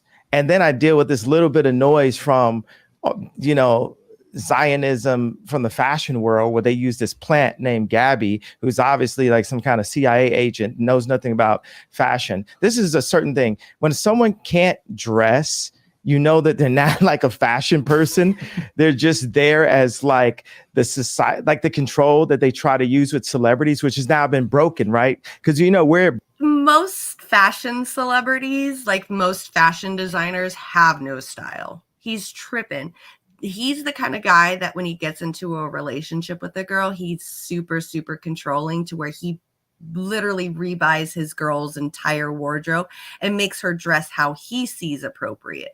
So if anything, he's got like this narcissistic control over what like fashion is and what women should and shouldn't wear. That part kind of personally at least pissed me off a little bit, because how are you going to say fashion designers have to have some kind of fashion? Because a lot of them really, really, really don't. If you ever seen catwalks, like a lot of the fashion is a lot of shit. There's maybe a couple of like gold items, like beautiful stuff here and there, but most of the time it's bullshit. And the fact that he's such a narcissist to the point where he will date someone and change their entire wardrobe just to fit him just goes to show that he doesn't know what the fuck he's talking about. Dad, I didn't even know about Kanye West. Yeah, he did that with if you notice when he was with Kim Kardashian at the beginning, she used to dress very early 2000s, Paris Hilton type clothing, and as soon as he married her, he changed her into very classical like Marilyn Monroe type look, and completely changed her. That's why she's looked at the way that the Kardashians are looked at now, is because of he changed the way that she looked. And then he started dating that one girl after him and Kim broke up or divorced. He was dating that one girl who's really young, and I just saw an interview from her a couple of weeks ago, and she was talking about the interviewer asked her, what was your favorite part about dating Kanye? And she had said a whole new wardrobe. And so that seems to be like his thing that he does. Eccentric people when they get money. Right. Let me control you and turn you into my trophy girl. That's exactly what he does. Broke. Okay. I want to get on like LeBron in a second, but I'm going to come back to this and just talk about this morning where, I'm not going to mention her name because she's a nice lady, but someone at Cohen Resnick tells me, and I tell all of my finance people, never use the term a lot, but they said, okay, you're going to have to pay a lot of taxes.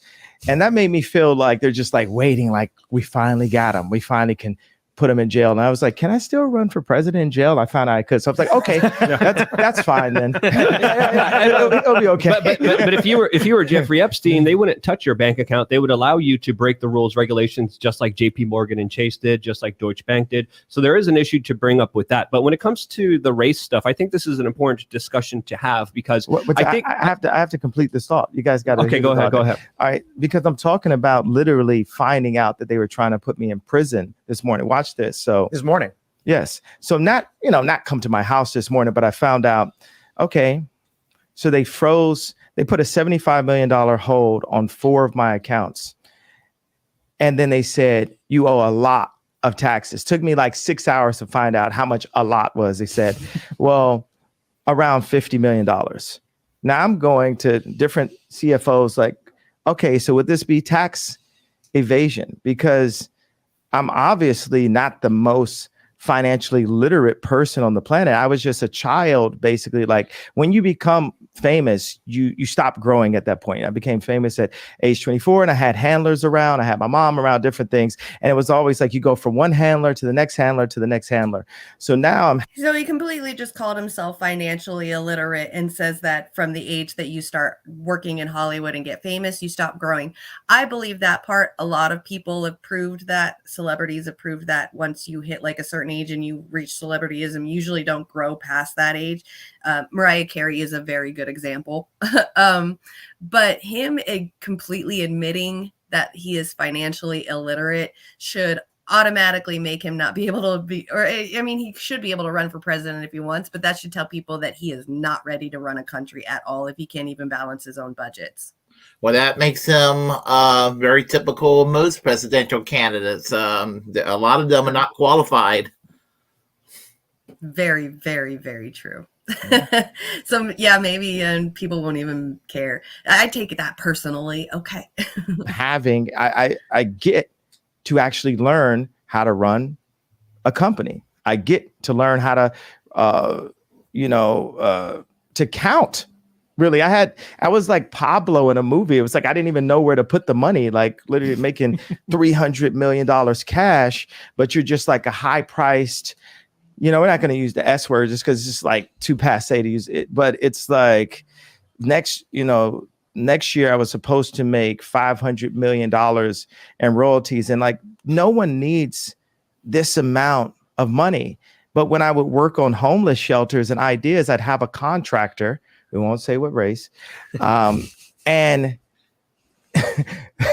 they'd be tearing down the contracts. It's all about, position. It's not about the amount of money that you have. And, to come in here, I feel like it's a setup to be like defending. I'm not going to go through I'm literally going to walk the F off the show if I'm sitting up here having a, talk about you can't say that it was Jewish people that did it when every sensible person knows that. I mean, Jon Stewart knows what happened to me and they took it too far. It was like American History X. Like my head was on the side of the curve and the exact people that I called out kicked my head. We found out that my trainer was a MK Ultra Canadian intelligence. He worked in the defense research and development in the Canadian military, essentially working on PSYOPs. Who's this in the guy? Canadian military. This is Harley Pasternak.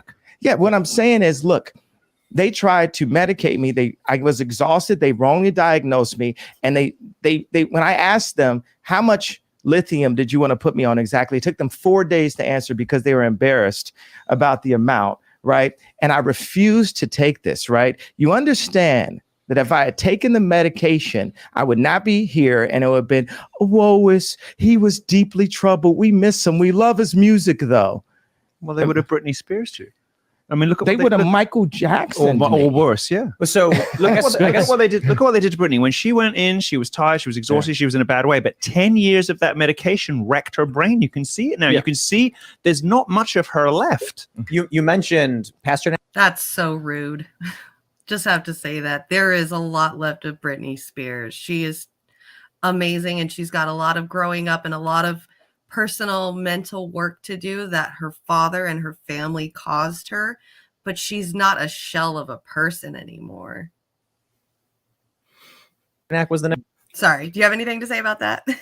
Yeah, I haven't heard from Britney Spears in years. Really? You never heard about the Free Britney movement? Oh, I knew about that. I just haven't heard from her in years. Oh, okay. Yeah. Yeah, the Free Britney movement was a huge thing. She started off with this Project Rose. It was a secret thing that she had been preparing for years. And then all of a sudden, like, we hear that she's in court and she's fighting against her conservatorship. And like this whole Project Rose that she's been keeping secret for years was her getting out of the conservatorship and the Free Britney thing, which, why? Because Britney for socialism is for socialism, right? Right. Absolutely. But yeah, I see, like, the way that he spoke about Britney, I don't believe that at all. I could see where they think that, but I just feel like that's more of a paranoia on Kanye's part. And then he's got that English dude who's like his personal hype man, his yes man that says and agrees with everything he does. So name. Yes, Harley Pasternak. That's the text message that you posted that we were talking about before. Here's the lobotomy thread. Yeah. Before the show, obviously, I'm getting a bunch of messages from people. People are hitting me up, and they're like, "You shouldn't host them. They're anti-Semitic. They're white supremacists. They're racist."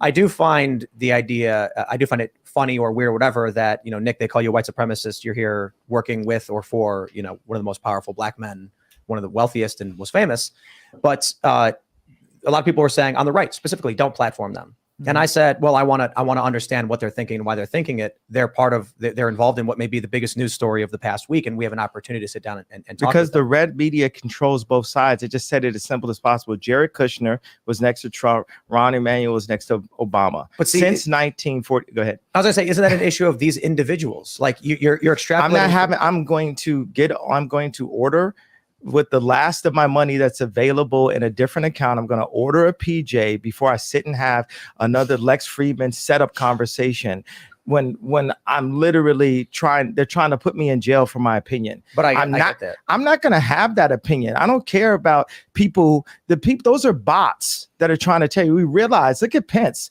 He sold Trump out. You get what I'm saying? It's like, I would have never wanted to do anything that hurt Trump. I'm on Trump's side. Trump said things that hurt me. He lied about me, but I mean, he's known for lying. And when people used to tell me that, he's a liar, it's like, I went into the trenches for Trump. That's another conversation. There was no one in my position that wore that hat. And all of my surroundings exhausted me. It was like death by 1,000 questions. I know I'm jumping to another thing, but what I'm saying is, I know you got a rep for your people online, but it's you got a person in real life that I'm not with it, bro. I lost the money for the freedom of speech. And that's what makes me the only American that we know that really deserves to run the country, because everyone else, your boy DeSantis, Trump, whoever they raise in a petri dish over on the Democrat side is going to play the game. Look, and here's what I was trying to get. What do you think about that? The fact that he lost so much money because of his anti-Semitic words, that he thinks that he should be the one to run the country. Well, he lost the money because the sponsors it was their bottom line. I mean, I'm against cancel culture, but at the same time, not that I defend capitalism, but if I run a business, I don't want my profit line to be tarnished with the stain of anti-Semitism. So I would have probably pulled out to protect my profit line too. So on this one, I would say that, from a capitalist standpoint, the capitalists would be right on this one. I mean, I'm on their side on this one, not on cancel culture grounds, but on their own self-preservation, their self-interest. I don't blame them, but I'm opposed to the cancel culture part about it. Absolutely. Even though being an anti-Semite is a shitty thing to be. Right.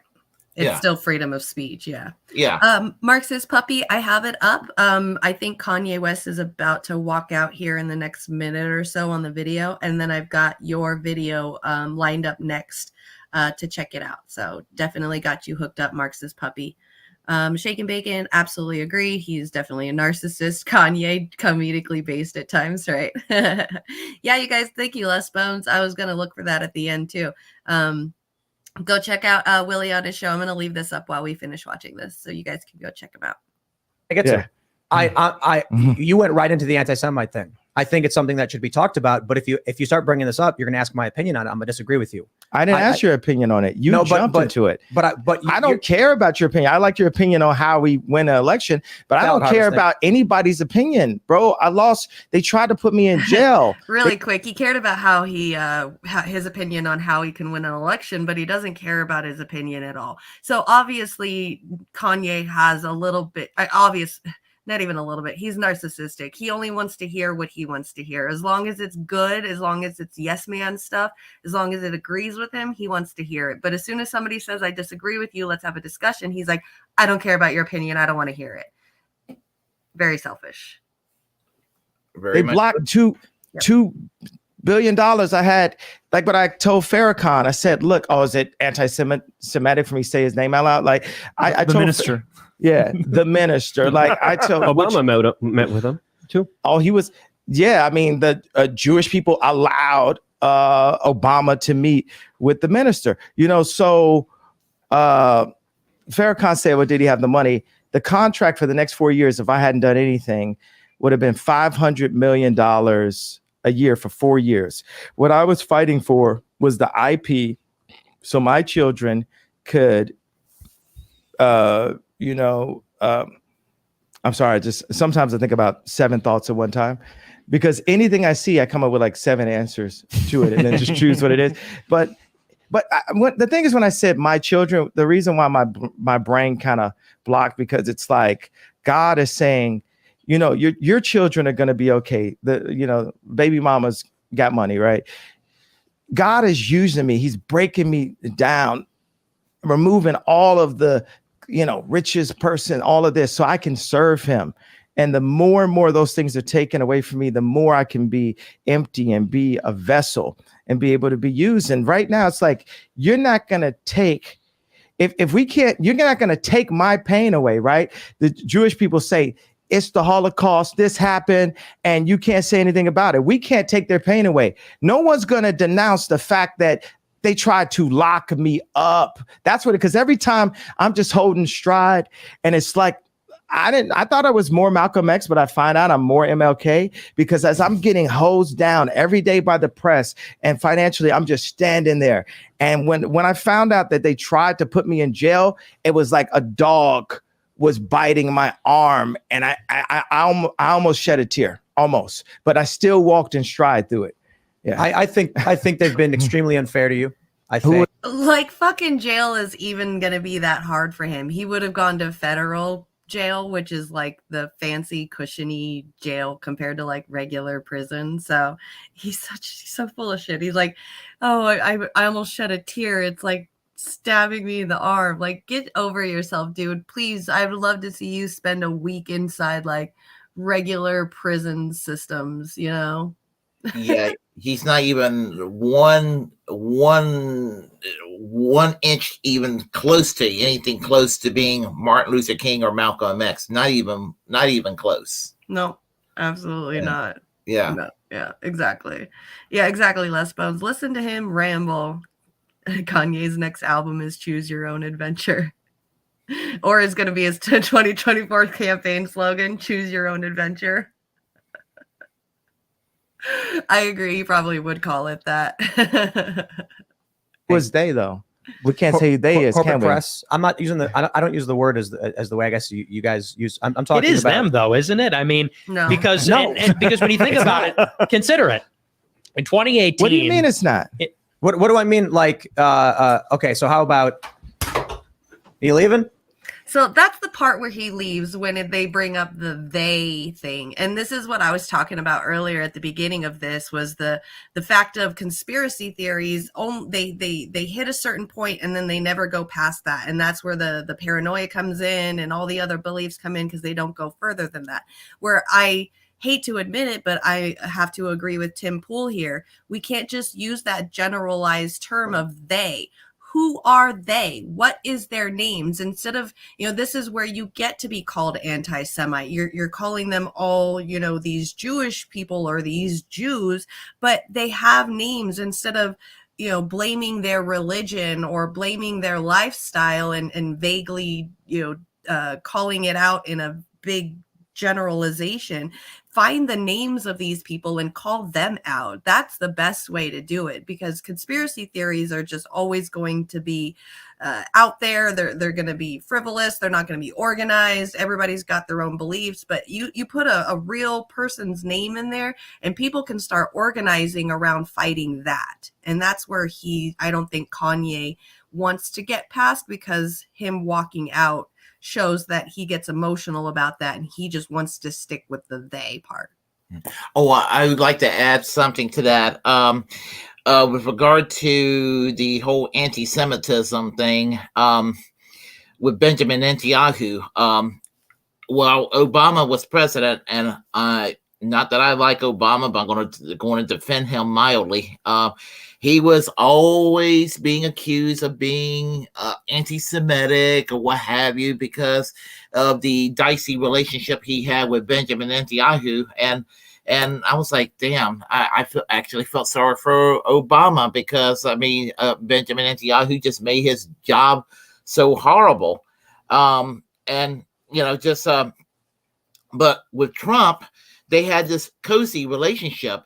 And Benjamin Netanyahu, when Joe Biden won, he congratulated Joe Biden, which is what a lot of prime ministers and presidents and heads of states do when the U.S. president wins an election.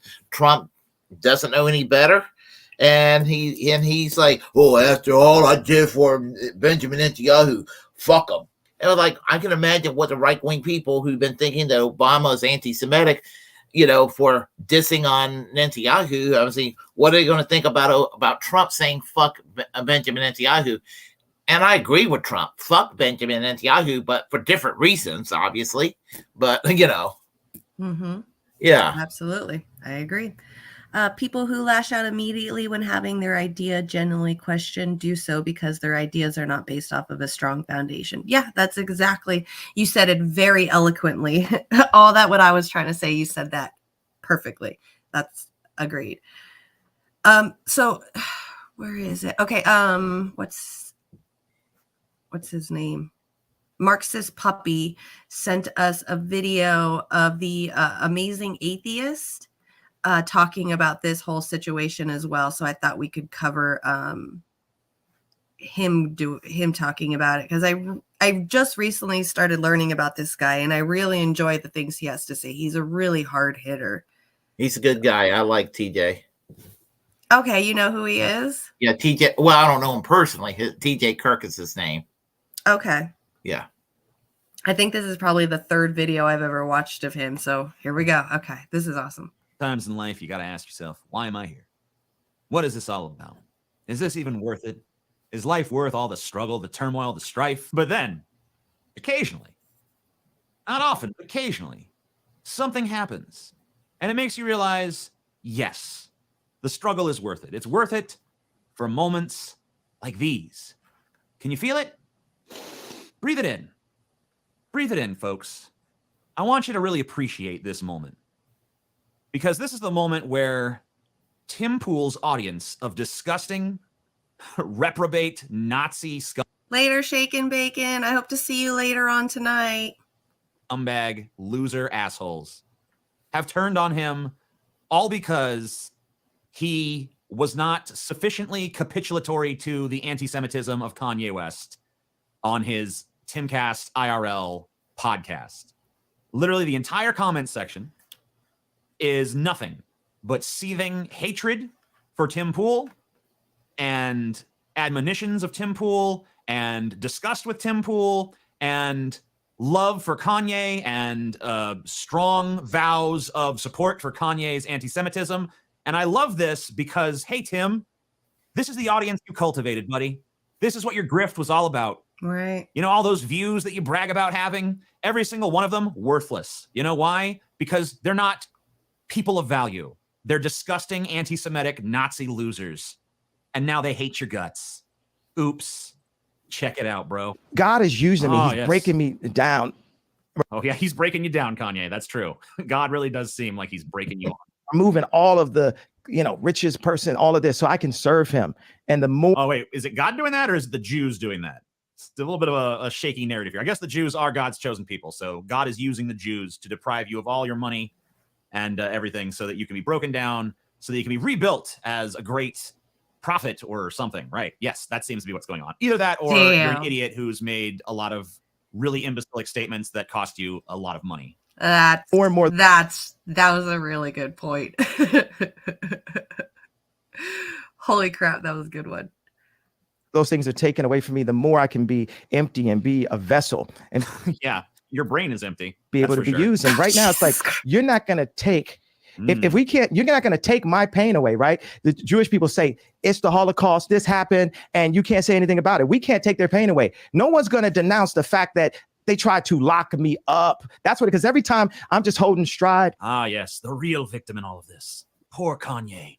It's not like he had anything to do with his own downfall or anything.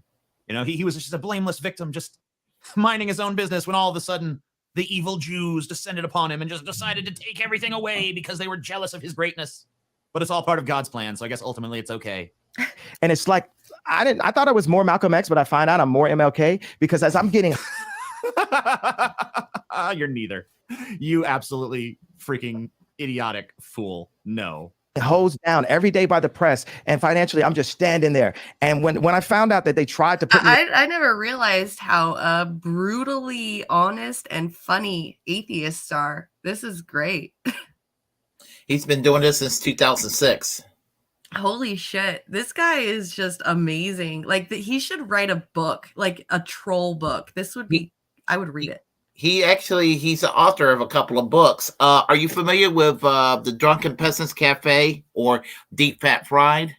Drunken Peasants Cafe. Yeah, I've heard of that. Yeah, he used to be on Drunken Peasants Cafe. If you check some old episodes, he was up there, the original cast.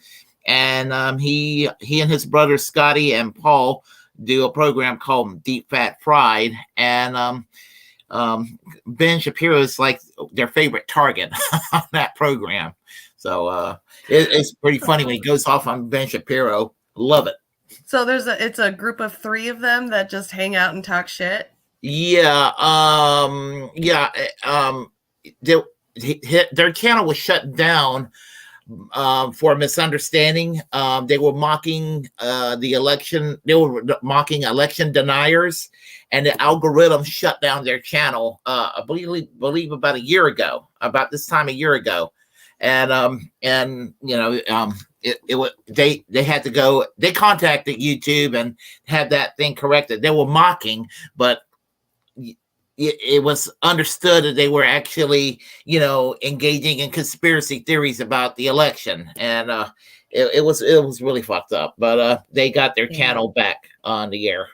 Oh, they did. Okay, good. Yeah. Do they still do stuff to this day? Oh yeah. Oh yeah. Yes. Yes. Yeah. If you want me to, I can drop you a link on Twitter. On your message you their links on Deep Fat Fried and old Drunken Peasants. Okay. Yeah, no, I love it. I want to definitely see more of this. I think I'm going to make it now my new show goal to get onto their show. I want to be like the girl version of them. Right. That would be fun. In jail, it was like a dog was biting my arm, and I almost shed a tear, almost, but I still walked in stride through it. Yeah. I think they've been extremely unfair to you. Who is they though? Who is they though? This is the moment. Prepare yourselves. Who is they though? Can't say who they is, can we? We can't say who they is. See. Tim won't say who they is. I'm not using I don't use the word as the way I guess you guys use. I'm talking it is about them though, isn't it? I mean, and there's Nikki Fuentes there too. Yeah, that little twerp is there too. That is Nick Fuentes. I thought that was Nick Fuentes. Okay. Yeah. Yeah. Because apparently now Nick Fuentes has a permanent job as a Klingon to Kanye's butt cheeks. You know, he's like one of those turds that just won't drop into the toilet. He's just holding on to Kanye's booty for dear life and dear relevance. Because because when you think about it, consider it. In 2018. What do you mean it's not? What do I mean? Like, okay, so how about? What do you mean it's not? And then Kanye at this moment. Are you leaving? Are you afraid of the press? He's gone. I'll say it right now. I'll say it right now. Yeah. I'll say it right now. You know what, Tim? You don't know it, but you just sunk your whole career, bro. You just sunk it like a battleship. Because this is the reaction from your audience right now to that little moment. Remember, this all happened. The scene you just watched unfold, everything that just happened because Tim Pool said, man, they've treated you unfair. And Kanye's like, who's they? And Tim's like, and Tim doesn't want to say like the Jews, not even out of decency. Like, I wish I could tell you that this is like a moment of decency from Tim, but that would actually be a lie. This is not about decency. This is about advertisers. If Tim Pool felt like he could say, yeah, fuck the Jews and still be able to, be sponsored by all of these like companies that, sponsor his podcast, if he could still go out there and get the credit card and whatever other sponsors he has to still put ads on Timcast IRL on Spotify and stuff, if he could still do that, then he would have no problem saying, oh yeah, the Jews, blah, blah, blah, blah, blah, hate them Jews. Right, guys? He'd have no problem because he has no morals. He has no ethics. He doesn't give a shit. But he can't say that because of advertisers. But so in this one instance where he actually says something decent, where he actually does the right thing and doesn't double down on right-wing racist rhetoric, only because of ad dollars, by the way, not because out of any shred of decency in him. When he finally does that, just because he wouldn't agree to explicitly support Kanye West anti-Semitism, Kanye West storms out. And instead of being called a little baby, a little crybaby by the audience of Tim Pool, their reaction is the exact polar opposite. Listen to this stuff. Imagine being Ye and explaining to someone how you just lost $2 billion in net worth, hundreds of millions in cash are frozen, and there's an effort to put you in jail, all by Jewish people, simply because you said Jews have power. And Tim Pool cuts you off and says, nah, I don't see this Jewish power thing. They're all just individuals. Why do Ari Emanuel and Jonathan Greenblatt even have the ability to take away someone's entire net worth and life savings? So like just blatant, naked anti-Semitism, totally mischaracterizing the nature of Kanye's comments to just saying like Jews have power, which is it says Marxist Leninist in here in the comments section says that TJ Kirk found out that Tim Pool has a portrait of him. Is that true? Well, I do know that Tim Pool was, I think we all know that he was on the left at one time. So, there was that. He was a Bernie Sanders supporter in 2016. And I guess maybe even in 2020, he was on the Tulsi Gabbard bandwagon. So I'm guessing even as late as 2019, 2020, he was still, I don't know if I haven't really watched his program that much. I guess he was, before he decided to go on Team Trump, I guess he was still maybe officially on BreadTube in 2019, 2020. I'm not sure, but I wouldn't be surprised that he has a portrait of the amazing atheist, because I know he was involved with the Occupy Wall Street doing reporting for them back in 2012, 2013. Oh, wow. Okay. Yeah. I did not know that. Pretty much a meaningless statement. And basically just saying that Tim Pool, because he pushed back against Kanye and said, hey, this is ridiculous. You're not being attacked by like all Jews as a cabal. There are maybe some individuals who might happen to be Jewish that are doing things against you.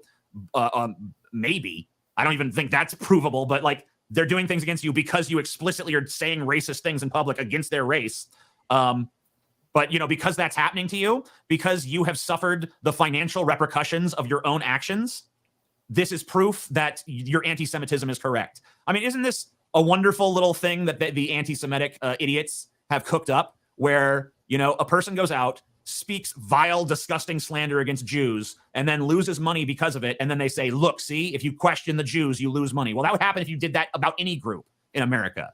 If you went out and said these things about black people, you would lose money, especially if you had lucrative deals. There's no way you're going to keep lucrative clothing deals and things of that nature if you're out there speaking these kind of disgusting things about black people or Asian people or any group of people. So the idea that this is some obvious proof of like a Jewish cabal working against Kanye is absurd. And, you know, these people know it's absurd. They don't care. This to them is just about pushing anti-Semitic rhetoric. Tim blew the biggest interview in podcast history. Yes, Tim blew it by not just capitulating to Kanye. It's not Kanye's fault for storming out of the interview the moment he's disagreed with. Kanye straight up said he's not going to sit there and listen while you lecture about how the Jewish conspiracy isn't real. He told you he would walk out if that's where it went, and you immediately took it there and were dumbfounded he walked out. Not saying walking out was mature, but don't pretend you didn't know it was going to happen. He literally said it 5 minutes prior. So what is the idea here? The idea here is that you should have known that Kanye West would leave the interview if you disagreed with him. I mean, like, what a baby. The idea that you're supposed to be sitting down for an interview with someone, but you're not allowed to disagree with the contentions in their interview. By the way, the very socially harmful, disgusting, racist connotations of the interview. Like this, I want to make it clear. This video that I'm making right now, guys, is not about Tim Pool so much as it is about the disgusting, reprehensible, sickeningly stupid audience of racist Nazi pieces of shit that Tim Pool has cultivated. You know, this is why when people, like, man, you really fell off, TJ. You really lost a lot of people. Yeah, because I didn't want to court these stupid pieces of shit. I didn't want to court garbage like this. I would rather have one intelligent person who's like reasonable and not bigoted versus 1,000 of these, even if they are monetizable. Fuck this shit. I would never want scum like this in my fucking audience. If you agree with any of this, get the fuck out. Get lost. Go fuck yourself.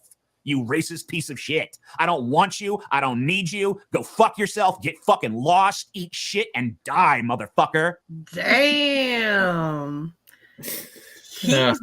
He's bold and brave. I have to admit, I mean, I could kind of agree with him a little bit. Anytime I do any type of Jordan Peterson or Andrew Tate type videos, man, my comment section is just full of some brutal ass motherfuckers in there. So I kind of have to agree.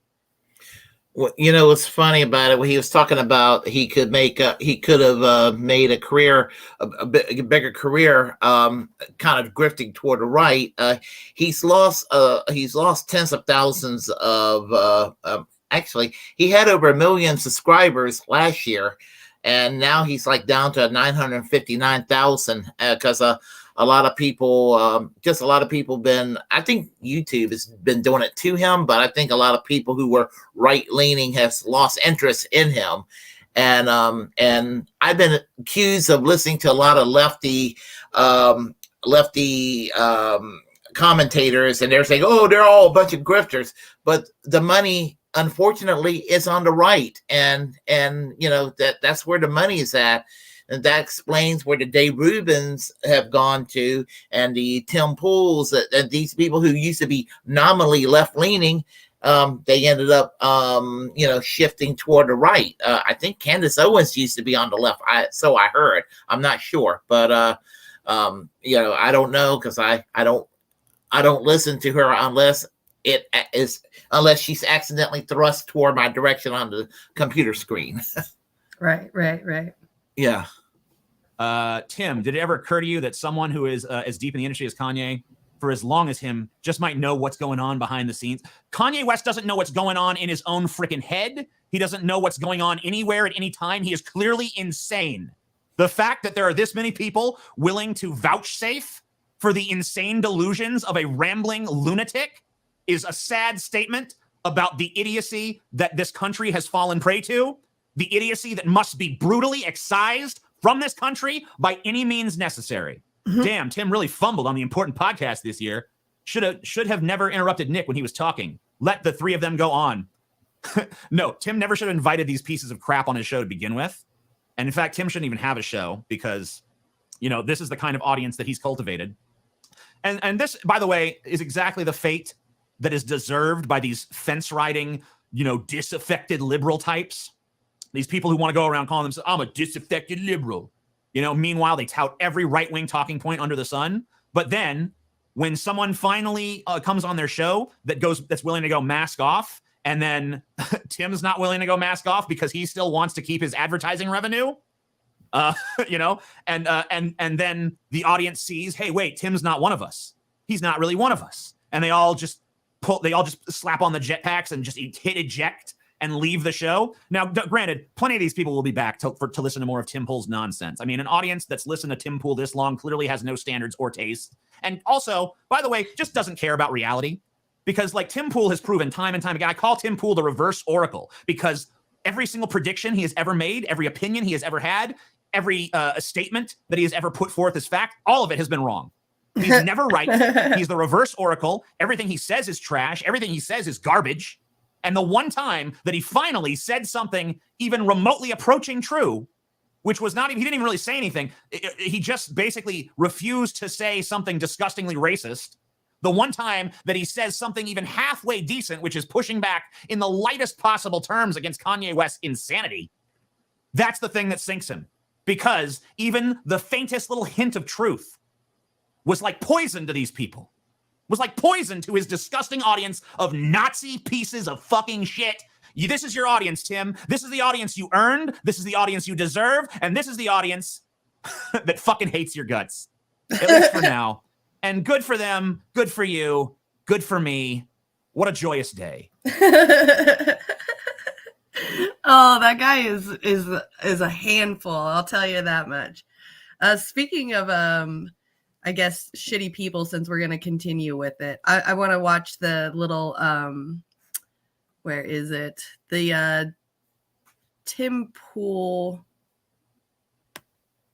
Where is Ye Walks Out? Oh, the Nick Fuentes video. Since we're on the topic of that, let me pull it up. Sorry about that. Okay. So this was the guy, I guess that the guy that was there with Kanye. This is the guy that's been hanging out with Kanye over the last week. So this is like a little compilation of things that Nick Fuentes has said on his own show. Here we go.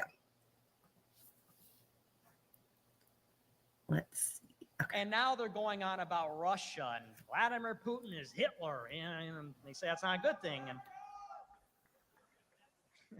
have you seen this video? Have you seen this video, Les Bones? Oh yeah, that's right. We watched this together yesterday. I shouldn't have said that, but I look at China and I look at Russia. Can we give a round of applause for Russia? Yes.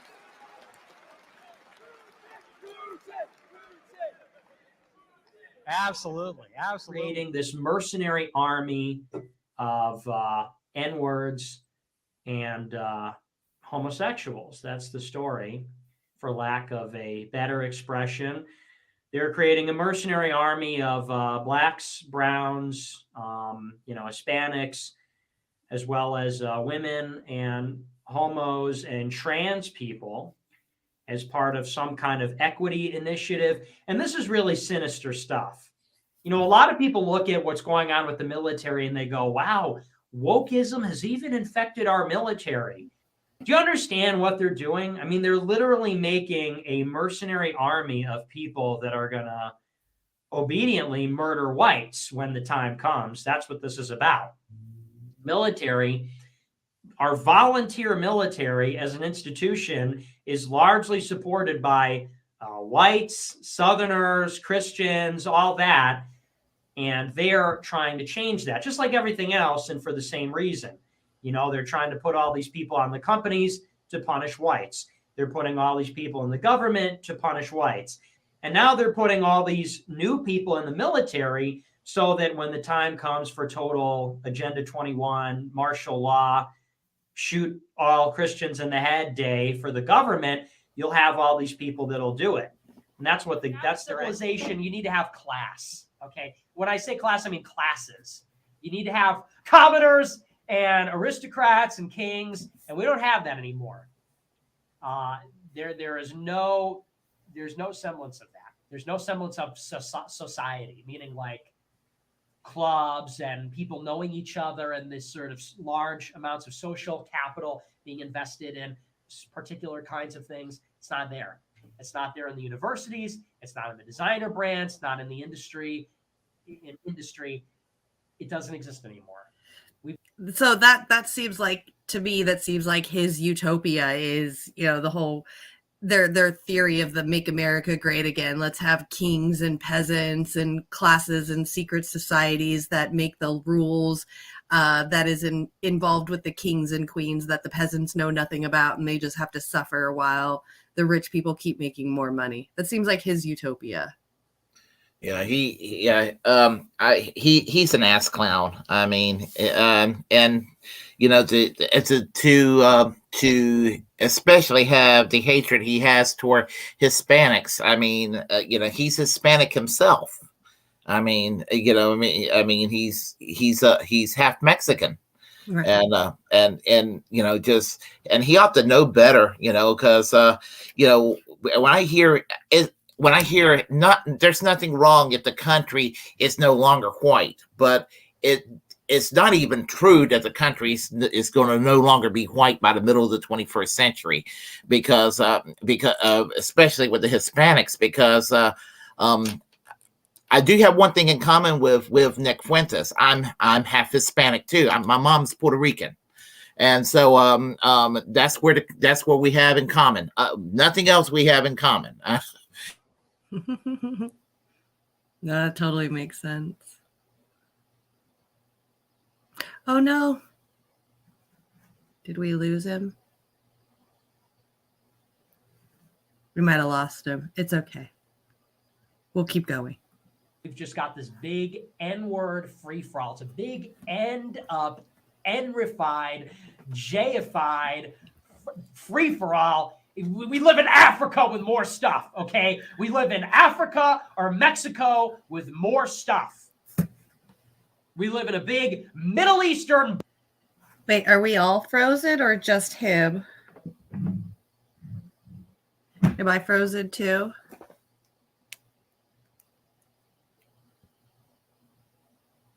Help me out, buddies. I think it's just... is it all of us or is it... You still see me? Okay, so it's just him that left. Oh no, he'll be back. Hopefully he'll be back.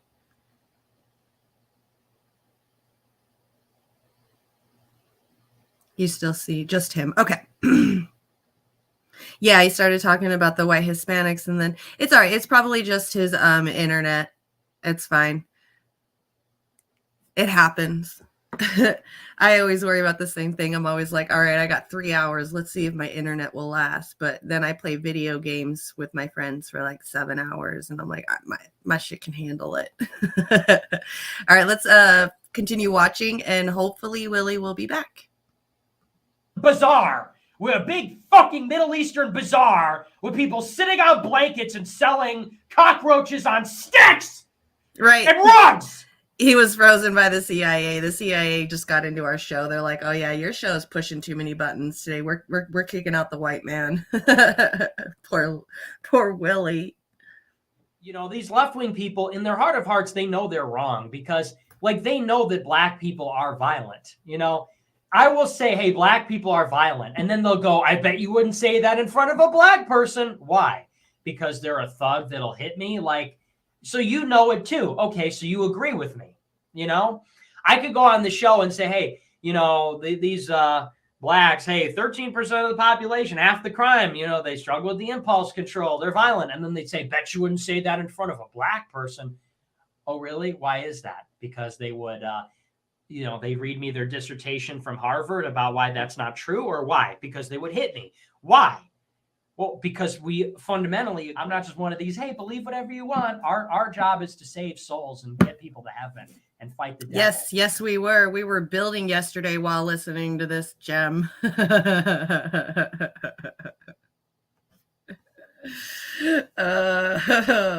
don't tell me they're entitled to their religion. If their religion involves my Lord in hell, then they can get the fuck out of America, frankly. Insofar as that's your belief, yeah, then you have no business. Me and Les Bones were playing some video games yesterday, and while I'm playing video games, I've got to look up YouTube videos and articles and news stuff like that for the next day's show, like what I'm doing now. So yeah, yesterday I was going through YouTube, just trying to find different things for the news to cover today. And this little gem popped up and I'm like, oh yeah, let's watch this. So we started watching this yesterday while we were playing video games. And we're like, yeah, this is a good one to show for the show today. Les Bones is like my little secret. I guess he's a producer everywhere. He's like my little producer. He kind of sits and hangs out with me in video games while I do the work. So he's pretty awesome. Yay, Willy's back. Yeah, I think I know what happened. It's the StreamYard thing. I'm running low on hours. I had to delete some backup videos. That's what happened. Yep. Okay, that makes sense. All right. Well, welcome back. We're just talking about this guy still some more. We're going back to watching him. Yeah, Nick this is bad news. Yeah, I mean he's an ass clown, and I mean we're talking about a booger eating Nazi. He was on Sydney Watson, and he was just sitting there, just like digging up his nose, and I mean it was really gross. Mm-hmm. Yeah. You say booger eating or booger picking? Yeah, and like put just and apparently okay, I mean apparently he's never gotten laid in his life, or I mean and just well, I mean he's not going to be a catch if he's going to be such a hateful prick. Mm-hmm. Yeah, I agree. Yeah, certainly have no business being anywhere near the levers of power if you believe that, because who do you serve if you don't serve Jesus Christ? You serve the devil. You serve Satan. Oh, I'm anti-Semitic. Yeah, whatever. I gotta love that about Christians. They're like, if it's not for what we believe in, it's absolutely evil and it's the devil and you worship Satan. Okay. Absolutely. The only thing is I love when they do that, because as an atheist myself, it's like you only reason why you think we believe in the devil and we worship the devil is because you believe that he's real, because he's the evil in your guys' religion. But you're an atheist, you don't even believe that the devil is real. So okay, keep thinking that we all pray to invisible sky daddies just like you do, except our sky daddy is a ground daddy. So you call me whatever you want. You hate Jesus, your opinion doesn't matter to me. Call me whatever you want. Do you believe in God? Oh, okay. No. Opinion discarded. Opinion thrown in the garbage and pissed on. Oh, I'm anti-Semitic. He sounds just like Kanye West. If you don't believe what I believe, then I don't care about your opinion. I don't care whatever you say. You don't mean nothing. You're just a piece of shit. Unless you believe in Jesus and you believe what I believe. It sounds just like he's like Kanye West's perfect hype man. Yeah. And the thing about it is that when defenders of Donald Trump get mad when people call Donald Trump a white supremacist or an anti-Semite and all that, like well, what the fuck is Donald Trump doing hanging out with Nick Fuentes and Kanye West and saying that there were good people on both sides with the Charlottesville fiasco back in 2017? Mm-hmm. Yeah. Absolutely. Piss on your towel, bud. You think I'm anti-Semitic? You think I care what Antichrist believes? I'm illiberal. I don't believe in democracy. I do not believe in universal suffrage. I don't support women's rights. I don't support LGBT rights. I believe in race and gender essentialism. I'm Catholic. I'm a Catholic reactionary. I believe that organized Jewry is extremely influential in the United States and pushes America towards an open society, liberalism, internationalism for their own benefit at the expense of America. I think they do that corporately. These are all things that I recognize the fact that this is a godless country. I hate it. It's immoral. It's wrong. It's heinous. It's evil. But this is an evil country. And this country will surprise you with how evil it is. And that's why you got to get this out of your head that there is some silent majority cavalry that's going to come out of the woods and save us at the last minute. It's not. When we meet the left on the battlefield and they outnumber us like 5-1, that's it. People think we're going to start getting cut down, and then at the last minute, they're going to blow the Volkish horn, and the silent majority is going to come running in from the flanks on horses, and they're just going to start cutting up. It's not going to happen because we are in the minority. There are not as many of us as there are of them. If they all had to vote, if you forced every man and woman in America to vote, there would be more of them than us by a lot. And that is the reason why voter suppression is a real, honest to God thing. Because he just said those words right there. If every person, every American in the country was able to vote, there would be a lot more of us than there are of them, and they would lose immensely. And that's why Republicans love voter ID laws, voter suppression laws, not allowing people with felonies to vote, not even allowing legal immigrants to vote. They do everything that they can under the sun to stop anybody else from being able to vote except for white male landowners who are going to vote Republican no matter what. Yeah, basically all the gerrymandering that's been going on. I mean, the Republicans, the Democrats could have done a hell of a lot better if they would have actually governed as leftists, but they didn't, and they didn't get their asses beat because the Republicans are so fucking crazy.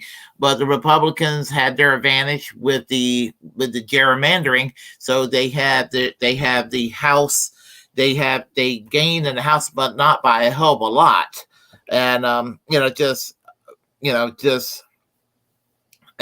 anyway, they're fucked up. Yep, absolutely they are. Okay, I think we've had enough of Nick Fuentes. We've definitely watched enough to kind of understand where he's going. So we got about, I'd say about 40 minutes left of the stream, and I don't want to miss this because we did miss watching this yesterday, and then what's his name? The Vanguard ended up covering it. I was hoping to cover it before anyone else did, but they got it first. So I still do want to cover this of it. And I thought this was a really good heated discussion argument. I don't like either side of them. I don't like Cenk personally. I know you probably don't really like him either. I don't really like Hassan too much. I do respect him. He has a personality he has a look to him that's very Chud-like, but his personality is very quiet, reserved. So I kind of respect him. He's not out there like Andrew Tate and the rest of them thinking that he's, his shit don't stink and that he's like the hottest shit around and that everything that he says is golden. So when it came to this argument, I really kind of leaned towards the Hassan side, but I wanted to enlighten Cenk's words in here as well, because we have to remember that Cenk is a Democrat and he lives in Southern California. And this is something that I've been talking about on my show for the last couple of weeks here and there is the mindset of homelessness and crime in California when it comes to Democrats, and how they're not much different than how the right wing looks at homelessness and relates it to crime and poverty and all of that. So this is that. Do you have anything to say about that?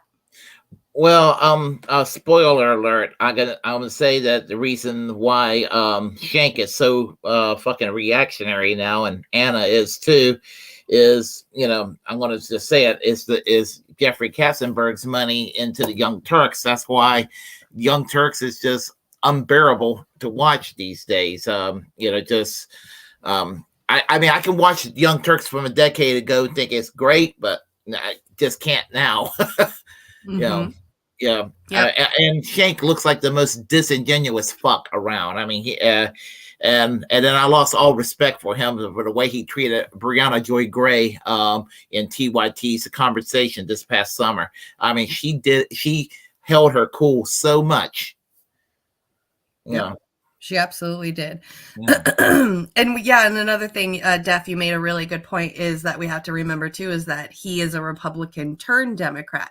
Now, a lot of people are like that. I mean, I remember myself, I was a libertarian turned Democrat. Now I'm independent. So there's a lot of us like this. It's just he kind of stuck more to like the mainstream Democrat. And it's really interesting to see how somebody that's flipped from the right side to the left side, how the mentality of him is still no different than being on the right when it comes to at least homelessness and crime. I agree with Hassan more than Cenk, but I think Hassan is an airhead and is too materialistic. He definitely is. I could see like he's an airhead and he's definitely materialistic. He's still, 29, 30 years old. So just coming into, his millions.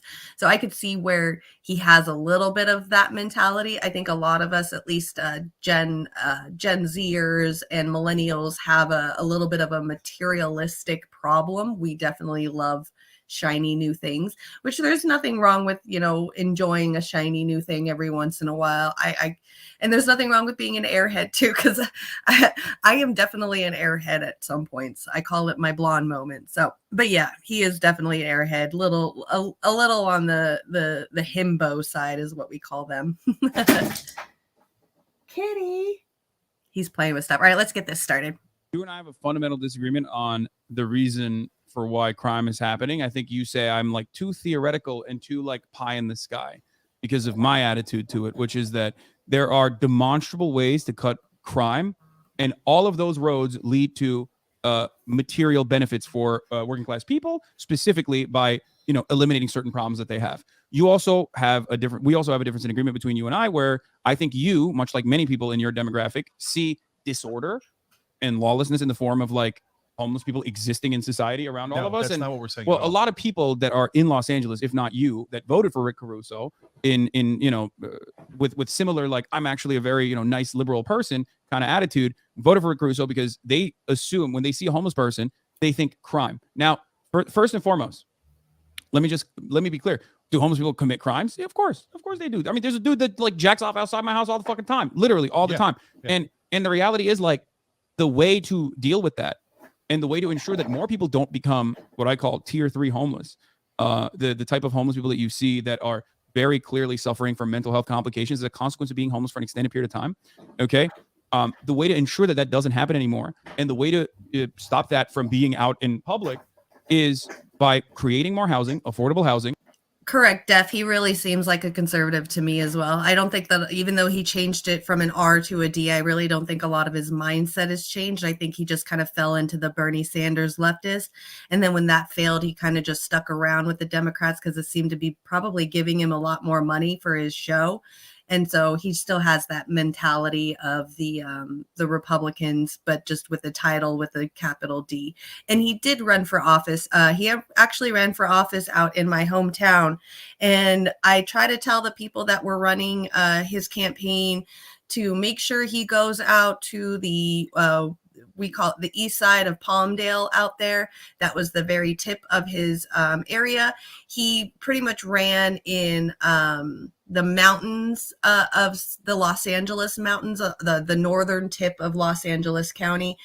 Most of the area he was running on were mountainous areas, very rich homes, lots of ranches. But the very, very top tip was East Palmdale, and East Palmdale was city, hustling, bustling, very poor, lots of gangs, lots of drugs, lots of low income. And I told his campaign people, make sure he goes, if he's going to go and talk to the people, go and talk to them, because those are going to be his biggest votes. These rich people are just going to vote for whoever's name sounds the most familiar to them or whatever they're comfortable in getting.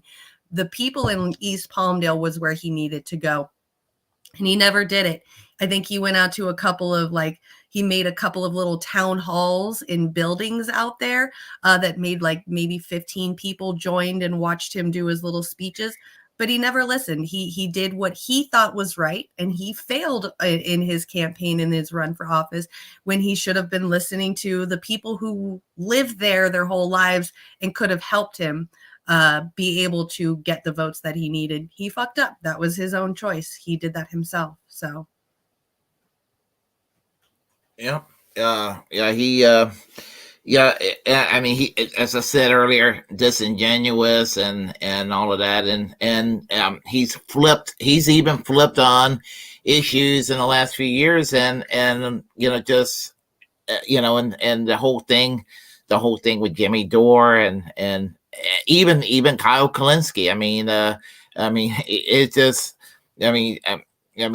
they just gone downhill. I mean, I have no respect for the Young Turks anymore. I mean, I'll peek in there and I just laugh when I watch their segments. It's garbage these days. And you know, and I think that Katzenberg paid them for some of these semi-reactionary positions too, because I think that's what it's about too. Yep. Def, he ran in the Simi Valley, right northern of Simi Valley, over by like Six Flags Magic Mountain. So you've got like Valencia. I think Saugus might have been a part of that as well. But up in those like little mountain areas where the 14 freeway is. Shout out to Bouquet Canyon Road. We got a person up in the comment section that's actually been to that area. That's so awesome. That's my hometown. I hate it, but I love it. And also having a housing first approach to dealing with homeless people. You disagree with me, but this is something that has worked literally around the globe. There are examples of this. It's been tried all across the country and it hasn't worked at all. It's never worked. Okay, so you cannot say that we've had a housing first homeless policy anywhere in the United States of America. Okay. Are you kidding me? LA's been trying to do housing first this whole time. It's nothing. There's no houses. There's never going to be any houses. Exactly. Do you want to know why? And we're going to wait around. We got $150 million. Wait, we got while we're all waiting for 12 houses to be built. Los Angeles got $150 million from the federal government to deal with the homeless crisis on top of the $80 billion budget surplus we had. Why do you think the hotel conversion, the motel conversion policy, nor any of the other homelessness initiatives? Why did none of those initiatives actually have money spent? As a matter of fact, they sent the $150 million back to the federal government after not using it. You want to know why? Because Democrats are losers. No, that's true. Okay, but the real reason is because real estate developers were like, "Fucking build houses? Absolutely not." Real estate developers like Rick Caruso are always. No, you guys don't get it. It's not even funding. Like they. No, you guys don't. These guys unironically are like, they're even when there's money, they're like, do not fucking build another house. Do not build any affordable housing. Of course. Like, you guys don't understand markets. So look, there's so many things to address here. But is Rick Caruso and all the developers going to voluntarily build affordable housing? Of course not. You're asking them to take a loss on something when they can make a giant amount of money. Of course, they're not going to do that voluntarily. Waiting for them to do it was moronic. So you have not. No, I know. So what I'm saying is, blaming Caruso or anyone else, you can do it. I don't mind.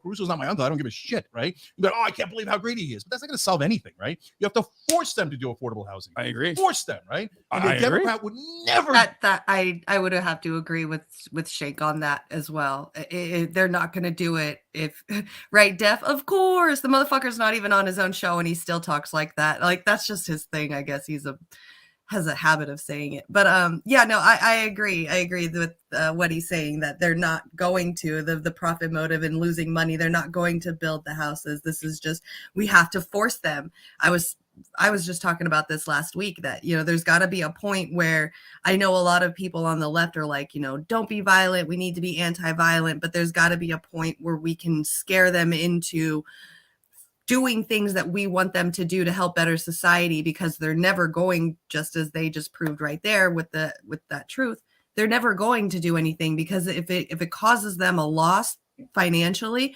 they're not going to do that. And low income housing for people who don't even have any money is going to eventually be a loss.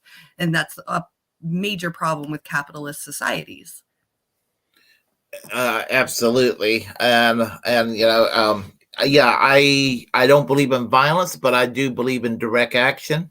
And, like what they were doing this past year with the two Democrats, the two right-wing Democrats, Joe Manchin and Kirsten Sinema, basically, kind of surrounding them or protesting at the Supreme Court justice's home outside. I don't go on their property, of course, but just to give them a message that we can't be fucked with. We need a yellow vest movement here. That's what we need.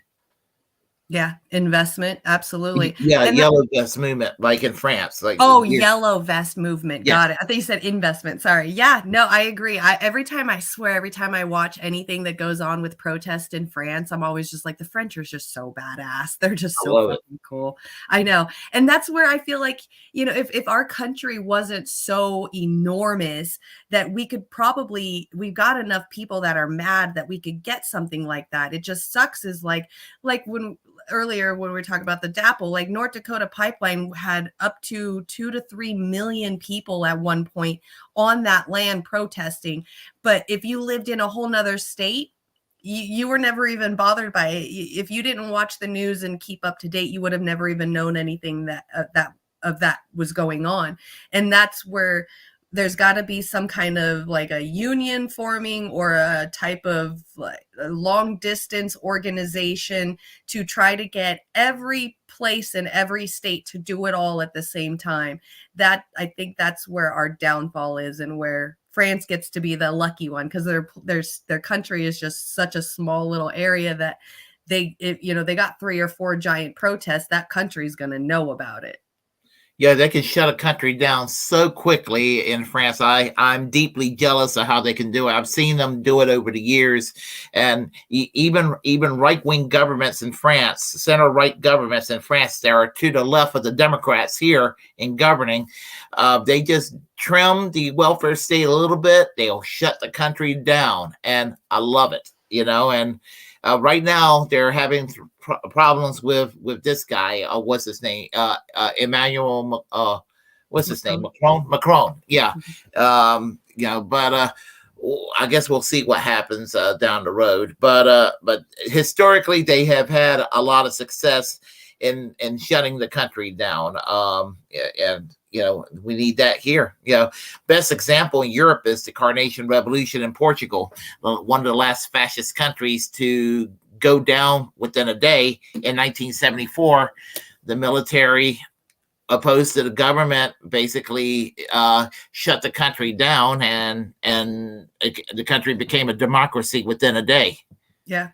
That's so wild too, because I remember when I used to work in bars in my 20s, and the bar that I worked at was right next to an Air Force base. So we would get tons of military guys coming in all the time, every day, just nonstop. And I remember there was multiple times I remember sitting there with those guys and asking them, like, if it came down to the situation where the majority of Americans were not happy with the way that the government was running, and it was time for a revolution, it was a time for a revolt, I asked them, you as a military service member, you are to protect and serve the people of the United States. That's what you're there for, is to protect us.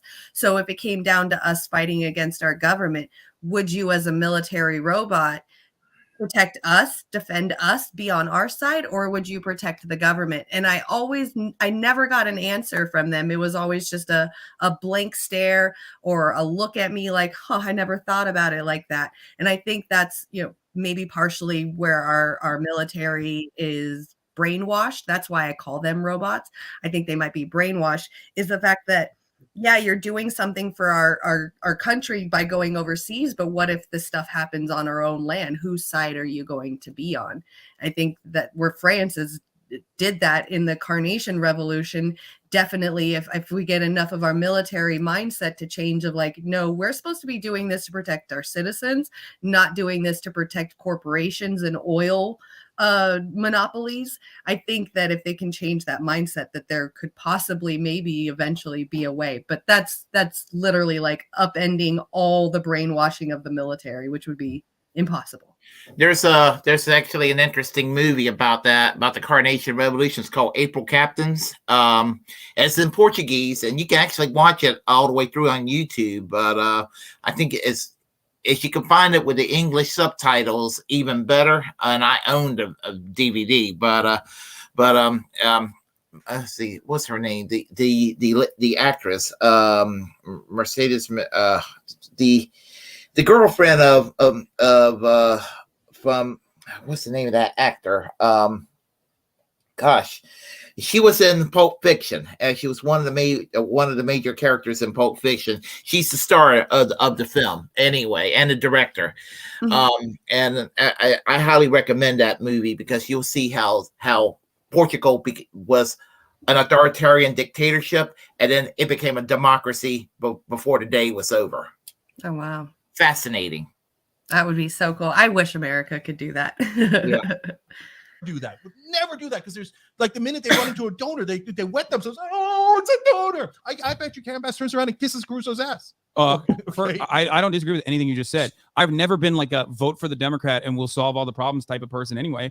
As a matter of fact, I care very little about that. That's why I always talk about organizing power. And that's why I always talk about making sure that there are organizations that are out there that are creating the mechanism of pushback so that we can bully the fucking Democratic Party to then finally that's get literally shit what done. I've been trying to build for that's what I agree. So that's what I do. That's what I advocate for, tenants unions and the like. You guys like criticize the developers, it's wasting your breath. They're always going to maximize profit. Move on. Get to the government. I know, but I'm not talking in fucking policy wonks. I'm talking in normies who don't understand it. So of course I'm gonna fucking shit on landlords and real estate developers because they don't even understand. But they personally, most people don't even understand. They're like, what? Like, I kind of don't like my landlord. This asshole painted fucking white over everything and didn't really fix anything. That's like your only experience. You don't understand like the policy implications on top of that level of capital accumulation in the hands of few people and what kind of policy implications that has.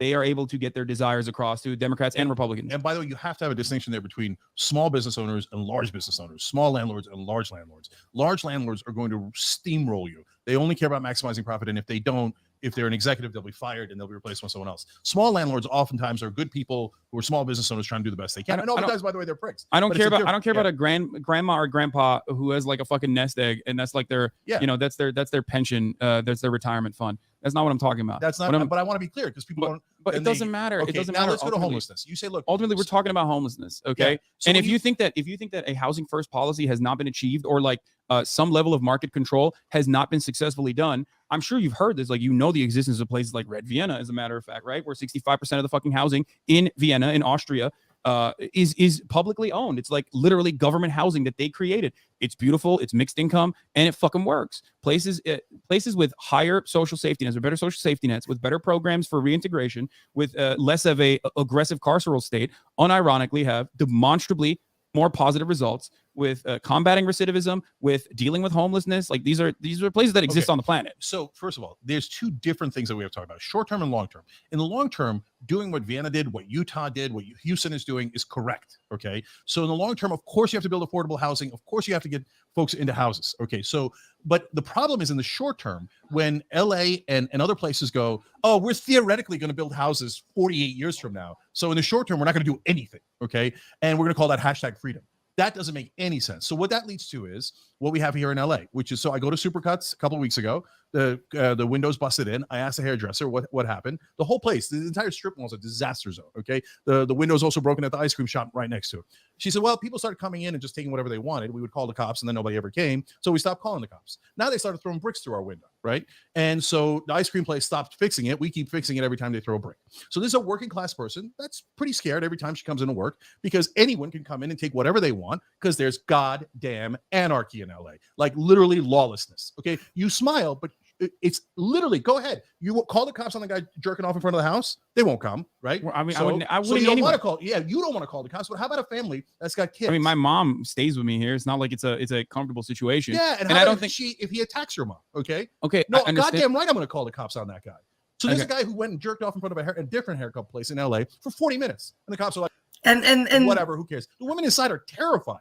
So if you say don't arrest that guy, I 100% disagree. No, I'm not. And see, that's where that mentality is. That's the mentality I was trying to talk about when it comes to homelessness and stuff. Like, if somebody is breaking into your building, yeah, of course I'm gonna sit there and I'm gonna feel bad for you and I'm gonna worry about you. But I'm not going to look at the homeless person or the people that are stealing as automatically bad, like we were talking about earlier with the Kanye West. Like, instead of just, okay, you did this, now you're bad, start asking more questions, being more open about things. Why are they doing that? What systemic problems are causing something like that, for people to feel like they need to go and steal. I think it's more of a poverty problem. If the bottom line, if the lowest tier was brought up another level, I think a lot of that, the negativity that comes with being poor, would disappear. Instead of, let's just call the cops on this guy who's, jacking off in my front yard. He obviously has some mental health problems. Instead of sending him to jail, where it's just going to be a revolving door for him, because now that he's gone to jail once, they're always going to try to find ways to, pull him back in all the time, because that's just what, jails do. Instead of doing that, instead of, figuring out what's wrong with him, maybe, making sure he gets some kind of mental health that he needs, or the mental help that he needs in some way, form. And that's what sucks too, is there's like not really that many opportunities for like us as regular people to see somebody on the street and be like, hey, let me help you out. So I think that the system is fucked, and it's screwed people over to the point where they don't have a choice but to do these criminal things. And then we've got people like Cenk that's like, oh, well, instead of asking why these people are going through this and suffering and having to feel like they need to steal, I'm going to look at them as criminals, and LA is now just complete anarchy and lawlessness, which is not true at all. Yeah, it's basically the criminalization of the poor and criminalization of homelessness. I mean, is what it comes down to, and if that's a problem, I think society needs to find a way to put a roof over everybody's head in this country. I mean, I think that we need to revisit things like land redistributions and things of that nature. I mean, something is kind of radical, but yeah. I agree. And I think we should do that, but I think that there should be a time limit put on it. Cause like, I agree with what Cenk is saying. Cause out here in California, we have programs where we say we're going to build low income housing by 2050, and that's good for the long term. In 2050, we'll have some more low income housing, but what does that do for the people now? And that's the problem, is that we do these things and we get this subsidies for the long term, but we never actually do anything with that money. Even Hassan said himself, we got like over $100 million to make low income housing here in America. And our government ended up sending it back to the government. Our state sent it back to the government because the CEOs and these corporate owners, realtors, refused to start building low income homes. But we promised that we'd have it by 2050. So just because we're saying no now and it's not happening now doesn't mean in 2050, in 2049, we're not going to start building. That's where I think that we should have a time limit. Instead of such a long time limit, have a cap of like 5 years tops. That's it.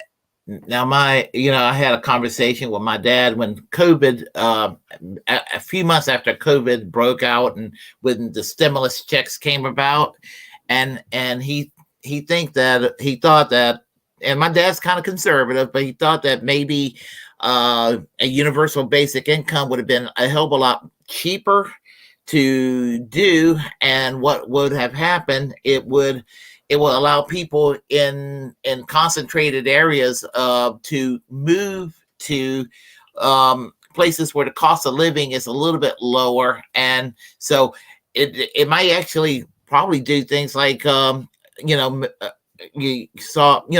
might actually solve a little bit of the homeless problems too, in that regard. Yeah. Yep. Absolutely. I agree. Yeah.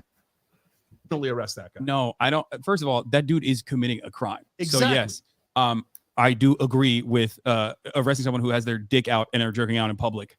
That would be insane. No, but a lot of that. leftists don't. They're like, oh, hashtag you're like strawmanning leftists. Okay, I don't care about I've what seen them do it. I yell at fucking leftists for a living. Okay, as a professional career, that's what I do. It doesn't matter what people fucking think. You're talking to me right now, and stop like having this like broader argument with like the overarching left. Who gives a shit what people on Twitter think? Okay, no, if you're jerking off in public, yes, you should be, for a brief moment at least, taken away from that circumstance. Do I think that person needs to go to jail permanently? No, I think that person needs mental health treatment. Like that person. No, I didn't say you said that. Okay. I'm giving you what my position is. Like, we need to stop that guy from jerking off in the streets. Throwing him in jail for the night and then releasing him later is not going to stop him from jerking off. That's his passion. Okay. He loves jerking off in the street. He's never going to stop. The only way to stop that guy from jerking off in the fucking street is by one, well, he wouldn't be jerking off the street if he had a fucking roof over his head, but also by getting him the adequate treatment that is an absolute necessity for him. Okay, that's it. That's what you need to do. So and there's that varying gets degrees into of offenses too, which Right. we're talking about. So that gets into the midterm. So in the long term, we agree. Build affordable housing, get folks into affordable housing. In the short term, good, we agree. Arrest the guy. Okay, you throw a brick through somebody's window, you get arrested. You go in and take people's shit, you get arrested. You jerk off in the street, you get arrested. Okay, so these are obvious things, but not obvious to some. Okay, so then but then when you talk about the midterm, so what do you do with that guy?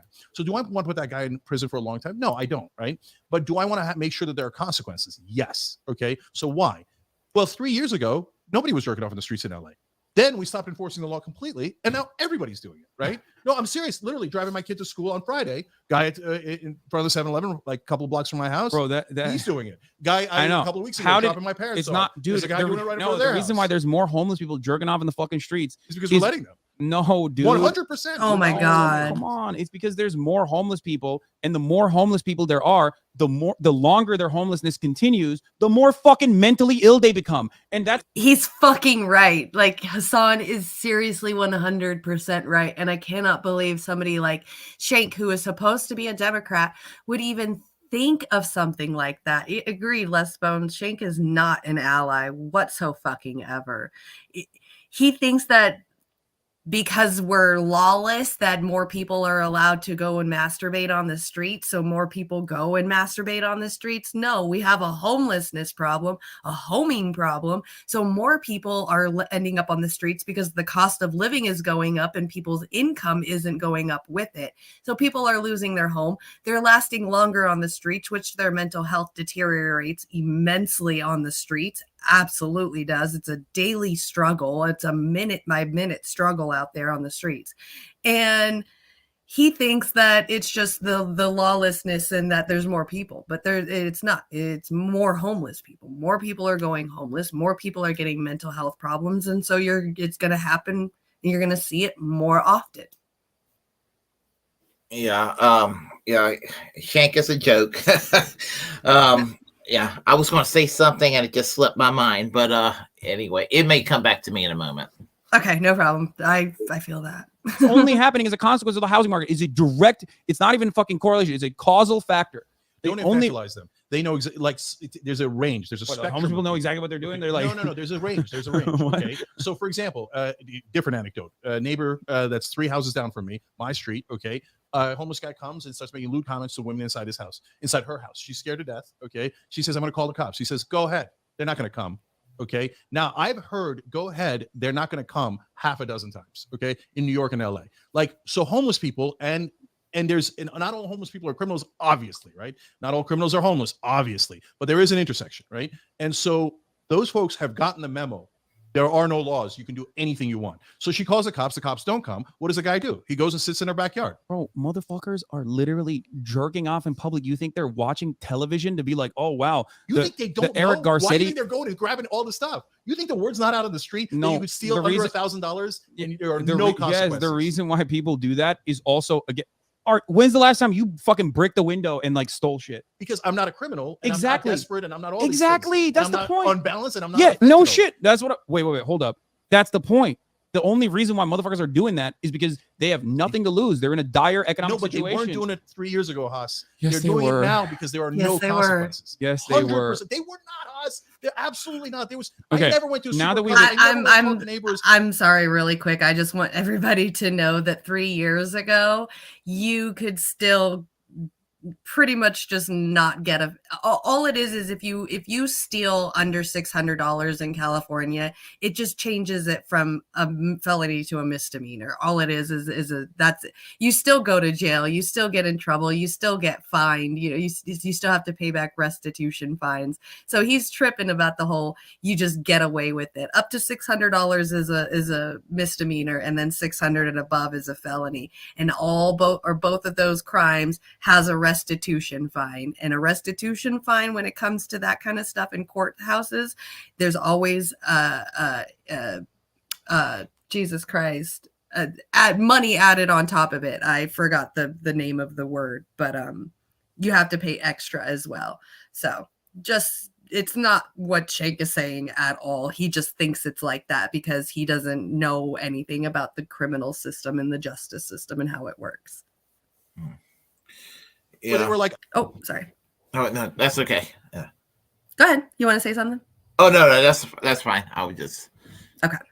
Oh, the cops never come. Oh, like criminals are now literally can do whatever the hell they want. Cops never come is a common thread. Okay, cops definitely do not do their fucking jobs, but the idea that like there is rampant crime all around the country that is happening everywhere, and that the cities are like Gotham City, and we need fucking Batman to come pummel their skulls in, is not a correct narrative. It's 100% correct, except for the Batman part. We don't need to pummel their skulls in, but. Also, why do you think they're locking up toothpaste at CVS? Because people aren't coming in and taking whatever the fuck they want? No, no, people are stealing shit 100%. With no consequences. But Yeah, the so reason that's why they're gossip. stealing shit, is because the cost of living is unimaginably high, which literally with no people are stealing from Targets and Walmarts with no fucking consequences. That's why they're locking things up. Come on now, that's a consequence of stealing. They're locking things up. And the reason why a lot of them are getting away with it at stores like that when they're stealing is because they know how to do it secretly. When you steal from a store, you don't walk into the store and be like, I'm stealing from you all, and then run in there and grab some stuff and walk out. You do it sneakily. So yeah, of course some people are going to get away with it because they're really good at stealing. But if you get caught, you get busted. Not only do you have to return all this stuff, but there's a possibility you could go to jail for it, depending on how much you do steal. You get kicked out of that store forever. You're never allowed back in that store, or even within a certain amount of distance to that store. There's a lot of consequences that come with stealing as well that he just doesn't want to say, I guess. Yeah, I just think that he's as I said, I just think he's speaking a corporate Democrat line because I think Katzenberg is a 1990s Democrat, and I think that he's kind of turned the Young Turks into the very thing that they were rebelling against. That's what I think it comes down to. So he's speaking a party line because Jeffrey Katzenberg wants him to. Yep, absolutely, I agree. Yeah. That's insane. That's crazy. No, you and I are never going to be in agreement on this. This is a fundamental disagreement that you and I have. I do not believe that two things. I do not believe that there are more homeless people in front of people's houses and shit because they just know cops are not going to come and beat their asses and like I guess push them somewhere else. It's both. It's because the housing market is unimaginably broken, fundamentally broken. Americans think houses are not a form of shelter, but instead a way to accumulate capital, and it's an investment vehicle for many people. So you got to look. So that's one. You have to differentiate between homeless people. So affordable housing is a massive problem. Of course, you're right about that. And we're not doing anything to fix it. But so I had when I ran, I had somebody who was volunteering on my campaign who's a perfectly bright guy, got a great education in psychology, and he's a social worker. So he should be making like a livable wage, right? Here in LA. No, he was homeless. He had to live out of his car, and he would go shower at the YMCA. Okay, so that guy's an affordable housing problem, but that guy's not going to throw a brick through your wall or your window. He's not going to jerk off in front of your house. He's not going to stab anyone. The guys who are doing that either have mental illness. He might not go to your house and stab you and throw a brick through your window, but I'm pretty sure if he was down and out on some money, he would go into a fucking grocery store, steal something that was microwavable to take it over to a gas station and microwave it and eat it, because I've done that when I was homeless. Just because I'm not throwing bricks through a wall doesn't mean I'm not desperate enough to get food for my stomach for that night. Yeah, obviously when we're seeing things like this is obviously there's reasons why it's happening, and poverty and capitalism, especially the way capitalism is done in the United States, is at the end of the day.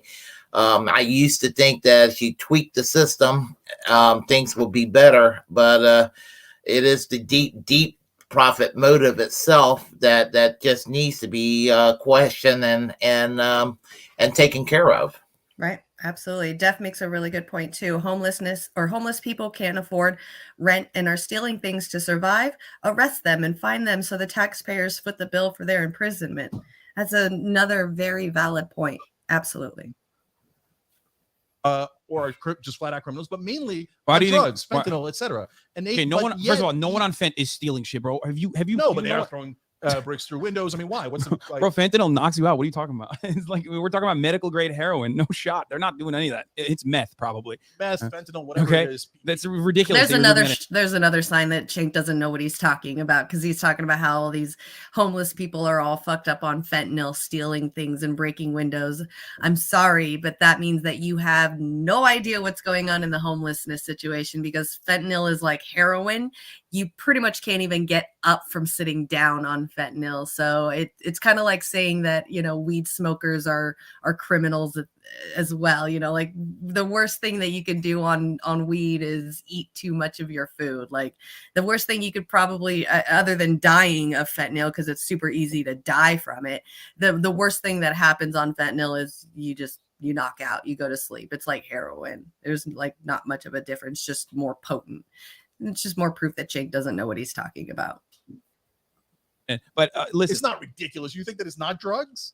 Drugs No, are I think- a I giant think- problem in LA. I think that they're definitely. If I think a lot of these people, meth or fentanyl, fine. Okay, right? here's why they're doing that though. I think I've talked about this a lot. That's why I said like the tier system. Okay, there's 3 tiers of homelessness. Okay, the first tier of homelessness is what I call invisible homelessness. A lot of people who are homeless, but they're couch surfing. A lot of people who are homeless, but like they at least have some temporary shelter over their heads. Right? Yeah. They're trying to make ends meet. That degree of homelessness is super common, and most people don't even recognize it. They wouldn't even consider them to be homeless. Right? That's right. That's and then, and in that situation, you're in a volatile situation. Shelter is the most important need for survival. Fucking animals have caves. You know what I mean? You need to. You can't brave the elements, right? That leads to oftentimes, unfortunately, especially if the temporary situation is extended and you lose your temporary situation, that leads to tier 2 homelessness, which is the in between having like the tent in the city or a tent in the fucking streets versus having permanent shelter over your head. Tier 2 homelessness is when you start living in your house or living in your car. And that makes it so that all of a sudden you can't actually shower. You can't hold a job. You can't even really hold a job in tier 1 homelessness as well, but it becomes even harder to hold a job. So now all of a sudden your recovery from that circumstance becomes even harder. Mm-hmm. When then that's usually when you start self-medicating. That's usually when you start trying to make money by selling drugs or engaging Some in do, shit. some don't. Like engaging in like some kind of, and it's a means of survival, engaging in something, some actions that will help you survive, help you see the next day, help you maintain the roof over your head, even if it's fucking temporary, even if it's a fucking car. And most people in that circumstance then fall into the third pit, which is tier 3 homelessness. And usually, and at this point, it is deeply traumatic.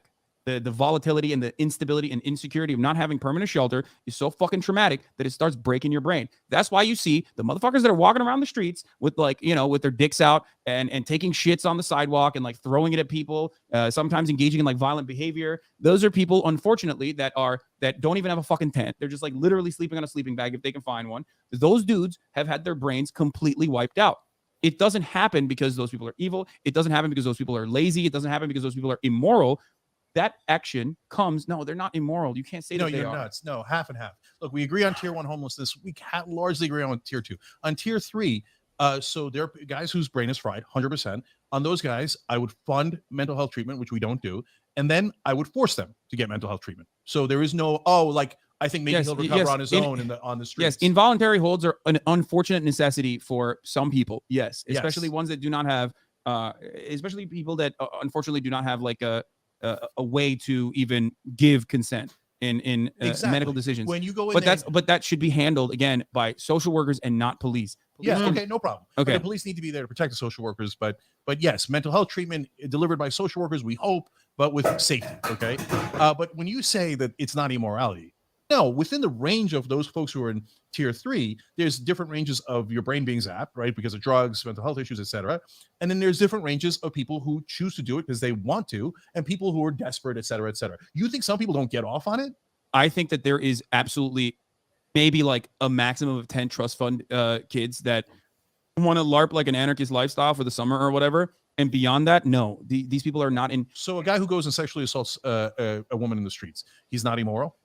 No, that dude is fucking gone. Like that dude is sometimes they're they gone, need but sometimes they're like, hey, you know what? And by the way, yes, Lawlessness. I do think that rapists and murderers as well deserve rehabilitation no matter what happens, because you But and I first have we're a gonna put 'em in jail. fundamentally Yeah, of course, dude. That's insane. No, rapists should go free is not something I believe in, Jake. Okay, Come on. I know, but some do. So I just No, want to no, clarify. that's not true. No How one do you believes say that to the prison Yeah, well, abolitionists? okay. Well, Say, hey, let them have a fucking picnic in the streets. That's not true. First of all, like I dunk on abolitionists regularly, but at least I have done some level of reading on, Oh, you know. bullshit. Yeah, Don't give me that's this. true. Oh, I read this book, and in the book it explains why we're gonna have a No. utopia if we let That- everybody, all the criminals go. And I can't believe you're making me defend reading, which is, and also defend anarchists, which I fundamentally disagree with. My point This is isn't very reading. I frustrating. read for a living, Haas. I hate My this. point is that abolitionists always, who have never read any of those books, by the way, they're 200% full of they're shit. anarchists. They will be like, oh, read a book. It's like there's such a bullshit. They're insane, brother. Why do you give a shit? Who gives a fuck about what some anarchitty from Idaho is saying on fucking Twitter? Who Okay. cares? Avoid it. It's fucking. I think that we got into the nitty gritty and the meat and bones of all that. I think that the rest of it, they just kind of like go back and forth with each other and talk shit. So,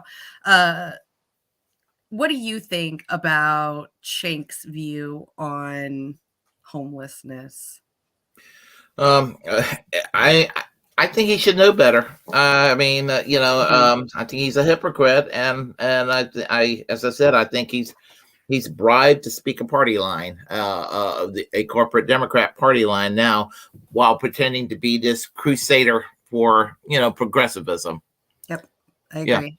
And I definitely want to reiterate the fact that, remind everyone that he is from California. He lives out here. He calls himself a big D Democrat. But this is the thought process that he has for homelessness and crime and the homeless people, which just, proves my point even further that the status quo, the middle line, centrist people, Democrats and Republicans, there's not much of a mental thought process that's any different. And you got to get yourself outside of that circle, that little bubble, to be able to see what they think, because obviously there's no difference. So let's see what else is. I know everybody's in the comment section's been having fun up in here talking about cell phones being stolen and homeless people stealing cell phones so that they can watch Pornhub. So, they're having fun in here. So when all of my suspicions of him, and they're talking about how he has a fake bedroom. Okay. So we are 3 minutes over. I don't want to kind of dive into any more of that. I think the 21 minutes of that is pretty decent. So before we end this, tell everybody about a show you got, anything coming up, how to get a hold of you, all that. Oh, okay. Well, Willy Braggs show. I do mostly on YouTube, but I stream also on Twitch, and I have my Facebook. I have a Facebook page, and I have a Twitter page, and just follow me on those platforms, and you'll see me stream from time to time, usually like every other day or every 2 or 3 days. I work graveyard shifts, so it's just when I get the energy to do it. Okay, so you don't have like a consistent schedule on days that you go? Not at this point. Not at this point. So that's kind of how I do this. So on YouTube, American Social Democracy, YouTube / American Social Democracy / and as I said, just and all the other information can be found on that site and everything, and I have a link tree and everything. You can find all that on my YouTube page. Okay, I did put your link for your YouTube page in the comment section, so everybody's got it. You guys go over there, give him a subscribe, a follow, hit the little bell notification so you know when he goes on. Okay, thank you, Les Bones. He also put your Twitch in there. Okay, I appreciate that. I appreciate it. Awesome. So I'd like to say thank you to everybody that came. Les Bones, Marxist Puppy, goodbye. Thank you for coming. Marxist Leninist, 1993. Thank you for stopping by again. Good to see you guys. Def, thank you for stopping by and putting in your inputs. You're absolutely awesome. I love what you have to say. We got Ghost Art. Thank you for coming in here. Good vibes. Love you to death. Who else? I know Amber was in here. Who else did we get? Anybody else that I missed? Shake and Bacon was here as well. Yona, thank you for coming by. You guys go check out Yona on his YouTube page. He does my intro music for me. Definitely go give him a follow. He lost all of his entire channel and is having to re-upload every single one of his music videos and musics up again. So help him to restart his channel back up to the way it was, if not better. Thank you. Links are up, yes, in the description and in the comment section.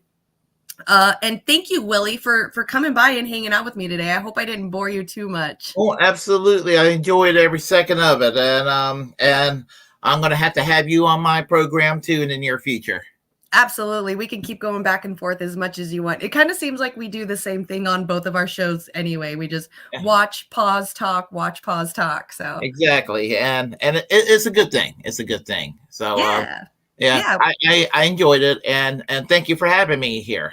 Yeah, absolutely. If you ever want to make this like a normal thing too, like a consistent, like once a month, and just make like once a month come by and hang out on the show, and then I'll do the same for you. Absolutely more than welcome to. I do that with Sherry here, so you are more than welcome to come on as much as you want. All right, we could talk about that in the near future. I think that sounds like something worth discussing. Yeah, definitely. Okay. Yes, Les Bones Willie is a fucking legend. I absolutely adore this man. Told you guys earlier, he is my fucking cat. He is one of my favorite people on the internet right now. I super adore everything.